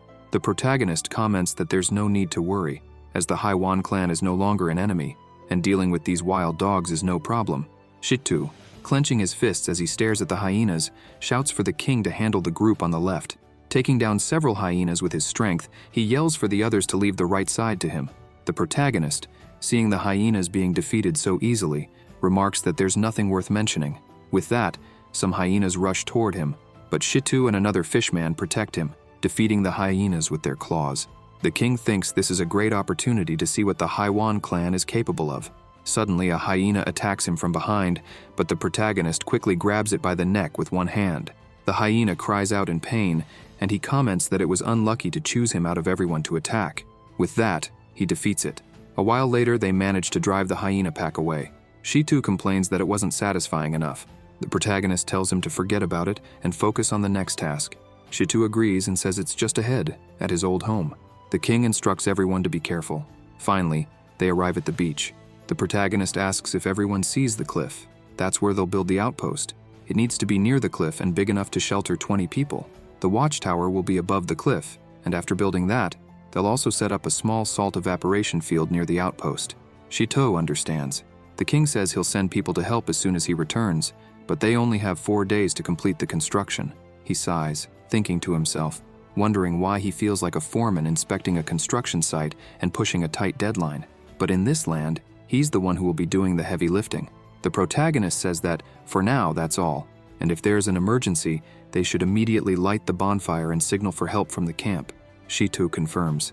3 days later, inside the palace, the protagonist is testing a bow and comments that it's not bad at all. Suddenly, a system window appears, announcing that he has invented the wooden bow, technology +5. He remarks that the leather catgut made from bullhide works well, but it requires a lot of effort to become skilled. Additionally, the wood lacks some resilience, and they'll need to find better substitutes in the future. Suddenly, someone outside mentions that the little one is back and has something to report to the king. The protagonist asks Yu to bring him into the palace. With that, the door opens and the two enter. The protagonist asks how it went and if he found any human tribes to ally with or conquer in the north. The little one says he traveled north for another day and didn't find any signs of anyone. He only found a lake and a snow-covered mountain, and it seemed like some kind of creature was living in the lake. However, before he could see clearly, the creature sank into the lake and disappeared. Just beyond was the snow-covered mountain, so he didn't dare to continue and decided to return. The protagonist, pleased, says he did very well, but he didn't expect the little one to be more afraid of the snowy mountains than of the monster in the water. The little one begins to tremble when he remembers the snowy mountains and says they were very scary, and surely the king has heard about them. The protagonist is surprised and asks what he's talking about. Yu hugs him and says she's scared. The king asks why they are so afraid of the snowy mountains. She explains that the terrifying part isn't the snowy mountains, but what hides behind them. The protagonist is confused, wondering what she means. She continues, saying that a giant lives there. The king reassures them, saying they don't need to be afraid. The little one, terrified, says that just thinking about it makes his legs go weak. Suddenly, a system window appears, saying that he has triggered a chain side quest. Giant. Progress. Phase 1. Objective: observe a giant with his own eyes. Time limit: none. Reward: attribute point x1. It asks if he accepts the quest. The protagonist is surprised and thinks that an attribute point just for observing a giant. He had to risk his life to drive away a saber-toothed tiger for 2 points, and the giant was just a big guy he only needed to look at from afar. It shouldn't be dangerous. However, on the other hand, if the giants have a civilization, maybe they could become allies, but he needs to be cautious. If things go wrong, it could lead to the novice tribe's destruction. Still, this exploration and diplomatic mission couldn't be left to the little one and Yu. The protagonist tells the little one to rest. The banquet will be in 2 days, and he can relax and have fun. The little one thanks him and says he's leaving. Yu comments that the little one gets nervous like that sometimes and asks the king not to mind. The protagonist says it might not be nerves. The little one's danger perception far exceeds that of everyone else, making him sensitive to certain things. That's why he can explore the world freely while staying safe. Suddenly, he asks how the preparations for the ceremony are going. Yu replies that everything is ready. He comments that's great, and asks her to prepare the necessary items for 4 people to travel, as he plans to take a few people with him on a small expedition. She asks if he is going personally and expresses concern, saying it's very dangerous. He responds that it's just an exploration in a nearby area and she doesn't need to worry. He asks her to prepare some food, water bottles, and warm clothes, and to thank Shosho for the great work she did on the clothes. She comments that it was the king's idea, and the useless cowhides now have a purpose. She asks when he plans to leave. He replies that since the ceremony is in 2 days, he will leave the following day after the banquet. 2 days later, the protagonist is testing a shield and says that it will work very well. Because of the hardwood and cowhide, the shield is sturdy yet lightweight. He comments that it took 2 days of work, but it was worth it. A system window appears, stating that he successfully invented the wooden shield. Current technology points: 62. Looking at the equipment, the protagonist says that now everyone could upgrade their gear as quickly as possible. Suddenly, someone knocks on the door. He invites them in. Yu, cheerful and holding some clothes, comments that it's time and that he should put them on. He understands. Later at the ceremony, as the king walks, Annabelle and Agun throw flower petals over him while the people congratulate him. The protagonist is pleased with the ceremony, and as he walks toward the queen, the crowd looks on in admiration. He wonders, thinking, if this is really just a wedding. In his past life, he worked so hard just to make a living, and as he passes by his friends, he continues to think that now he has his own tribe, his own people, and a wife, and although it all feels like a dream come true, in this world, he has a sense of belonging. Taking the queen's hand, he says that in the future, When he's not around, the novice tribe will be in her hands. He shouts that from this day forward, Xiao is the queen of the novice tribe. Everyone cheers, celebrating that they now have a queen. The two prepare to kiss. Meanwhile, a muscular woman in the crowd laments, not wanting the king to be taken by someone else, but admits that the scene is truly touching. That night, around the bonfire, the people bid farewell to the king. He sighs and remarks that, fortunately, nothing went wrong. Ah Yu, excited, says that the queen is waiting for him in the palace and that he should go to her immediately. The protagonist thinks for a moment and, with a mischievous expression, gets excited about the idea of her waiting for him in the palace, imagining her dominating him with her whip, telling him to feel her love as she strikes him with it. In front of the palace, he wonders if something even more thrilling awaits. Opening the door, he announces his arrival. Seeing her sitting on the throne with an intimidating look, he wonders what's happening. The queen stares at him, and he, thinking, feels fearful of the tense atmosphere, wondering if someone is about to die. She says she will give him a chance to explain himself. He is confused, unsure of what she means. She stands and approaches him, holding her whip, asking if he's going to keep pretending. He comments that it's their wedding night and asks if she could be gentler. Terrified, he admits he shouldn't have upgraded her whip. She remarks that he's leaving on a journey right after the ceremony and asks if he's in such a hurry to abandon her. The protagonist is relieved to realize that's all it is and says she scared him. He explains that she misunderstood and asks to let him clarify. The protagonist begins to explain his plan. She asks if his plan is to convince the giants to join the novice tribe to fight against the Jushi clan. The protagonist says he's not entirely sure about that, and just to be safe, he wants to take 3 more people with him. He adds that the true purpose of the trip must remain secret, although he doesn't quite know why Ah Yu and the little one seem so frightened by the giants. The queen asks if it wouldn't be better if she accompanied him. He replies that it's not necessary because she needs to stay with the tribe, and besides, holding a weapon, he says she has more important things to do. She asks what he's holding. He explains that it's a stone sling, and that he'll demonstrate how to use it later. He asks her to train a team of stone throwers until he returns. A while later, the protagonist and a small group were walking through the forest while he sang a song. Looking back, he notices that Ah Yin seems annoyed, and thinks she's deliberately walking behind him, wondering if she's waiting for another chance to stab him in the back. He considers that it doesn't matter, since it was a request from the queen. He recalls massaging Ah Yin's feet, and remarks that her feet were very soft, wondering how that's possible given that she always walks barefoot. She tells him to stop teasing her, and since he wanted to take 3 people with him, asks why he doesn't choose from the Yelin clan or the Haiwan clan. He explains that he plans to take Shitu, having witnessed his combat skills firsthand, and that the beach outpost will temporarily be under Anibal's responsibility. He reasons that bringing Shitu along will prevent any issues with the newly joined Haiwan clan while he's away. The queen mentions that it doesn't matter whom he chose, but he should take Ah Yin with him. He is confused by her request. She responds that this isn't up for negotiation. Ah Yin is the fiercest and bravest warrior beside her, and her wounds have already healed. Only then will she feel at ease. Pinching the king's cheeks, she says she already taught Ah Yin a harsh lesson for the last incident, so he can rest easy. In the present, he wonders how he could feel at ease with her glaring like that, and if something goes wrong again, he'll have to rely on Agun to save him. Agun mentions feeling as though something is watching them and asks if it's just his imagination. The protagonist, thinking, says it's not Agun's imagination. The threat is right behind them. Agun gets excited, pointing at something. Shitu asks if the king knew there was a lake up ahead. The protagonist replies that the little one mentioned the lake. Shitu laughs and says that he probably saw the big creature too. The protagonist is surprised, wondering if Shitu knows about the lake monster. Shitu explains that when he was a child, he saw the monster swallow a whole leopard in one gulp. Holding his water bottle, he says he was very young then and was greatly impressed, adding that if they're lucky, maybe they'll get to have a good fight with the monster this time.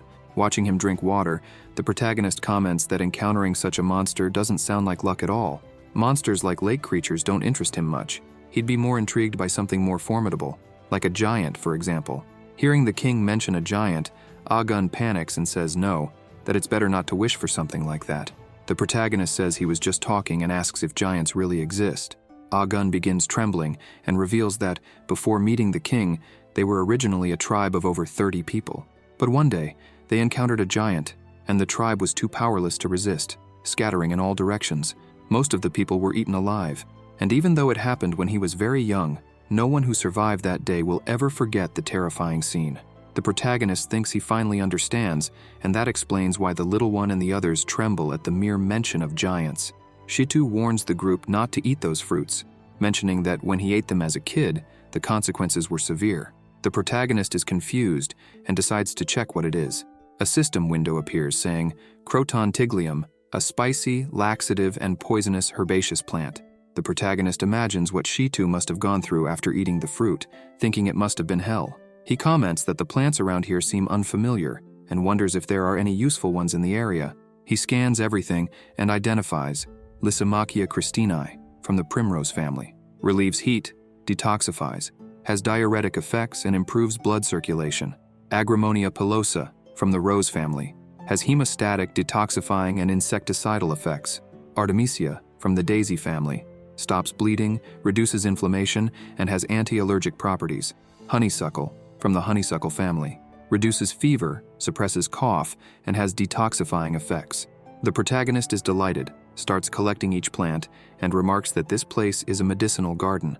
Upon spotting a flower, he notices it looks somewhat familiar, and as the system identifies it, he wonders if it could be Panicum miliaceum from the Poaceae family, an annual cereal grass, also known as proso millet or broomcorn millet. It is the yellow grain among the 5 cereals. He gets excited and comments that he found grain seeds. Ah Yin is puzzled by the king's reaction. The protagonist is surprised by the system window that appears, stating, Chain side quest, agriculture. Objective, plant more than one type of grain in bulk and harvest them successfully. Time limit, 180 days. Reward, Heritage Plate X2. The protagonist says it looks like they can finally enter the age of agriculture, and that's not bad at all. Once they find clay, they can cook, make herbal medicines, and much more. As he prepares to collect the grains, he realizes they're not ripe, so they'll have to return later to harvest. Thinking, he mentions that he's had a strange feeling for a while, and looking at Ah Yin, he realizes it's not her hostility. Ah Gun, pointing, asks them to look over there. The protagonist, surprised, asks what's happening. He looks at one of the plants, Rami, from the nettle family. Its fibers are strong and can be used to make ropes, fabrics, or paper. He remarks that Ah Gun found something great and says that when they return, they should cut some to bring back, so the tribe will have more varied clothing from now on. Ah Gun says he wasn't talking about those strange things and, pointing, asks the king to look quickly over there. Suddenly there's rustling behind the bushes, and a hyena slowly emerges, followed by a pack of hyenas. Ah Gun mentions that they've been followed for a while, and the feeling of being watched was because of them. The protagonist is surprised to see hyenas again, and summoning his axe, comments that they've probably come seeking revenge against him and Shitu. The hyenas, enraged, start growling. Pointing his axe, the king says that since that's the case, he can't let them get away and orders everyone to kill them all. Shitu and Ah Yin charge at the hyenas. Suddenly, 2 hyenas attack Shitu, who easily grabs them and comments that this time they got themselves into trouble. He slams them together with force. Ah Yin, wielding her bone knives, slices one hyena but more attack her. She is taken aback. Suddenly 2 hyenas crash into the others. Shitu had thrown them and comments that it felt satisfying. Smiling, he says she doesn't need to thank him, but he notices the hyenas are fleeing and says it's a pity. The protagonist declares that this time, they'll finish off the hyenas once and for all because he doesn't want to keep getting ambushed. They charge at the hyenas, and as the hyenas try to escape, the protagonist pursues them, leaping over a log. He thinks that with only 2 agility points, he can barely keep up, and maybe it's unwise to continue chasing. Suddenly, he hears someone screaming. He looks back. Ah Yin has been captured by a huge carnivorous plant, about to devour her. The protagonist wonders what it is. A system window appears, stating, Crimson King Flower, a large herbaceous plant that secretes corrosive mucus from its center, disturbing the surrounding ecological environment. It actively attacks nearby animals and consumes them. He wonders if it's a carnivorous plant. Thinking, he questions whether the oily substances around it are corrosive mucus. Humanoid saber-toothed tigers, giant bulls, and now this carnivorous flower. They're straying further from his understanding of the primitive era. Ah Yin screams at the plant to let her go. She accidentally drops her bone knife toward the plant. The knife, upon hitting the plant's center, begins to dissolve. Ah Yin is terrified. The king can't believe what he's seeing, and neither can Shitu and Ah Gun. The protagonist yells at them, asking why they're just standing there, and urges them to hurry and save Ah Yin. Ah Gun, hesitantly, says that it's not that they refuse to help her, but they too were caught by the creature. The king laments as the plant takes advantage and begins wrapping around his leg. Quickly, he uses his axe to cut one of the plant's tentacles. He leaps toward Yin and shouts for her to hold on as he's coming for her. She screams for him to forget about her and save the others. Suddenly, the plant releases her, causing her to fall. She shouts for them to run. The king tries to save her as she's being swallowed by the plant, but the tentacles start attacking him. He begins chopping at them with his axe and shouts for them to forget about him. Suddenly, 2 hyenas appear behind him. As he thinks that he at least needs to save Shitu and Agun, the hyenas are about to bite him, but 2 bottles hit them squarely on the jaws. Shitu, who had thrown them, tells the king not to come closer, as it was a trap set by the hyenas. Shitu and Agun, trapped by the plant's tentacles, struggle to fend off the hyenas' attacks. Shitu shouts for the king to flee, saying they will hold them off as long as they can. The protagonist starts cutting through the plant's tentacles and realizes that the hyenas are fast, using their speed to bring them to this place. While defending himself, he thinks he should have noticed something was wrong with all the dead trees around, but then he realizes something and decides to take a gamble. He says that if it were before, he'd have no options. Holding a stone, he thinks that now he has nitro, so he throws it at a dead tree, declaring that, whether it's plants or animals, there's no creature that can't be dealt with by a good barbecue. Using his axe, he strikes the stone, creating a fire, and tells everyone to burn everything. He then rushes at the plant, delivering several blows, and shouts for it to spit out Yin. The plant spits her out, and she falls to the ground. The protagonist catches her in his arms and asks if she's okay and if she can move, as time is running out, and Shitu and Agun still need help to break free. She starts to regain consciousness. The king says he'll help the others, but first needs to find some clothes for her. After giving Yin his coat, they begin to escape along a path of fire created by the protagonist with his bow. He tells everyone to keep running. He hits one of the dead trees with a fire arrow and thinks that now he doesn't have to worry about the hyenas lurking nearby. While fleeing, he notices water up ahead and tells everyone to run toward the lake because once they jump into the water, they'll be safe. Suddenly, a hyena appears behind Yin, ready to bite her. The protagonist notices and shouts for her to be careful. The hyena bites down on the coat. Yin reaches out for help. The protagonist grabs her hand and pulls her, swapping places. The hyena bites down hard on the coat, tearing it and knocking the protagonist down, but he manages to avoid the bite with his arm. Yin watches as the hyena is about to bite the king. Shitu and Agun are desperate. The protagonist tries to fend it off and shouts for them to run because the fire is spreading quickly, and he'll be right behind them. He thinks the hyena must be on its last legs and just needs to tire it out before the fire reaches them. Suddenly, a small twig strikes the hyena's neck. The protagonist is confused and, looking back, sees Yin with the bow, realizing her hidden talent, archery. He is puzzled and asks if she knows how to use a bow. She replies that she learned by watching him earlier and says she twisted her ankle, has no strength left and can't escape, so they should leave her. The protagonist, holding her, questions what nonsense she's talking about. He lifts her onto his back and starts running away from the fire, shouting that they'll escape together. Shitu, carrying Agun on his back as well, says they need to hurry because there's not much time. They begin running through the burning logs. Shitu says that if Agun wants to make it to the lake, he still has the strength to throw him. Agun responds that it's unnecessary, adding that they both already look like slabs of meat anyway. The protagonist keeps running toward the lake. Yin says that she actually planned to use this chance to get rid of the king and questions if he was the one who orchestrated the attack of the black cows. The protagonist asks why she thinks that. She explains that she knew he wouldn't admit it, but on that day she noticed some of the cows were already wounded. However, their weapons couldn't pierce the cows' tough hide, so she wonders who hurt them, especially since his people seemed particularly skilled at dealing with the cows, which increased her suspicion. But she knew these suspicions wouldn't convince the queen, so she proceeded with the assassination attempt.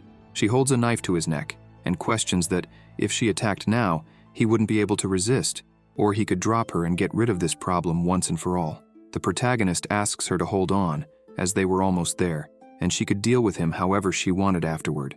She's confused and says she'll let it go for now, but will be keeping an eye on him, and if he ever betrays the queen or the Yilin clan, she will kill him. The protagonist understands and says so be it. She tells him he is too stubborn and questions if he won't admit it, and asks him to remember her words. Suddenly, they all jump into the lake. Shitu is relieved and says they made it. Looking at the fire, he comments that they almost became roasted back there, and that, luckily, they managed to escape. The protagonist thinks that with 2 members of the group unable to move, they will have to give up on finding the giants for now. He suggests they return to the place where they found the garden, as they need some herbs. She too understands. Later, in the forest, someone is applying a type of ointment to their leg, and Ah-gun starts stretching his legs strangely, saying he doesn't feel any pain anymore. Ah-yin is confused by what she sees. The protagonist asks the two to rest while he and Shito gather some more rami. Later, while collecting the rami, the king comments on the strong medicinal properties of these plants. Shito smells something strange and wonders how he can still smell the hyenas, questioning if the scent clung to him during the fight. The protagonist summons his axe, looks through the bushes and says that's not necessarily the case. He is surprised to find something among the bushes, hyena pups. Picking one up, he realizes that the hyenas weren't after them for revenge. They were just protecting their young from threats. Suddenly, a system window appears, stating that he discovered hyena pups and triggered a side quest. Tame Beast 2. Objective: tame the hyenas to become hunting dogs. Time limit: none. Reward: small supply chest X1, hunting weapon X1. It asks if he accepts. The protagonist is surprised to have triggered another side quest. Delighted by the pups, he accepts the quest. Then, they decide to leave. As they walk, they hear a loud roar and wonder what the noise is. The protagonist comments that they couldn't be that unlucky. A huge beast emerges from between the trees with sharp claws, roaring at them. Ah-gun panics and exclaims that this is bad, shouting that it's a man-eating bear. The protagonist, holding the plants, realizes the bear is coming toward them, and with 2 injured people, they definitely won't be able to run away. He drops the plants on the ground and says the 3 should circle around while he keeps the bear busy. Shito hesitates, but the protagonist says it's no time to argue. Facing the bear, he tells them they would only get in the way and that they have one chance, so they must follow his orders. He summons his axe and tells Shito to take everyone to safety. Shito understands. The protagonist charges at the bear and shouts for them to go. They start running as Shito leads them. If you enjoyed this video, subscribe to the channel, hit the bell icon, and like the video. Thank you.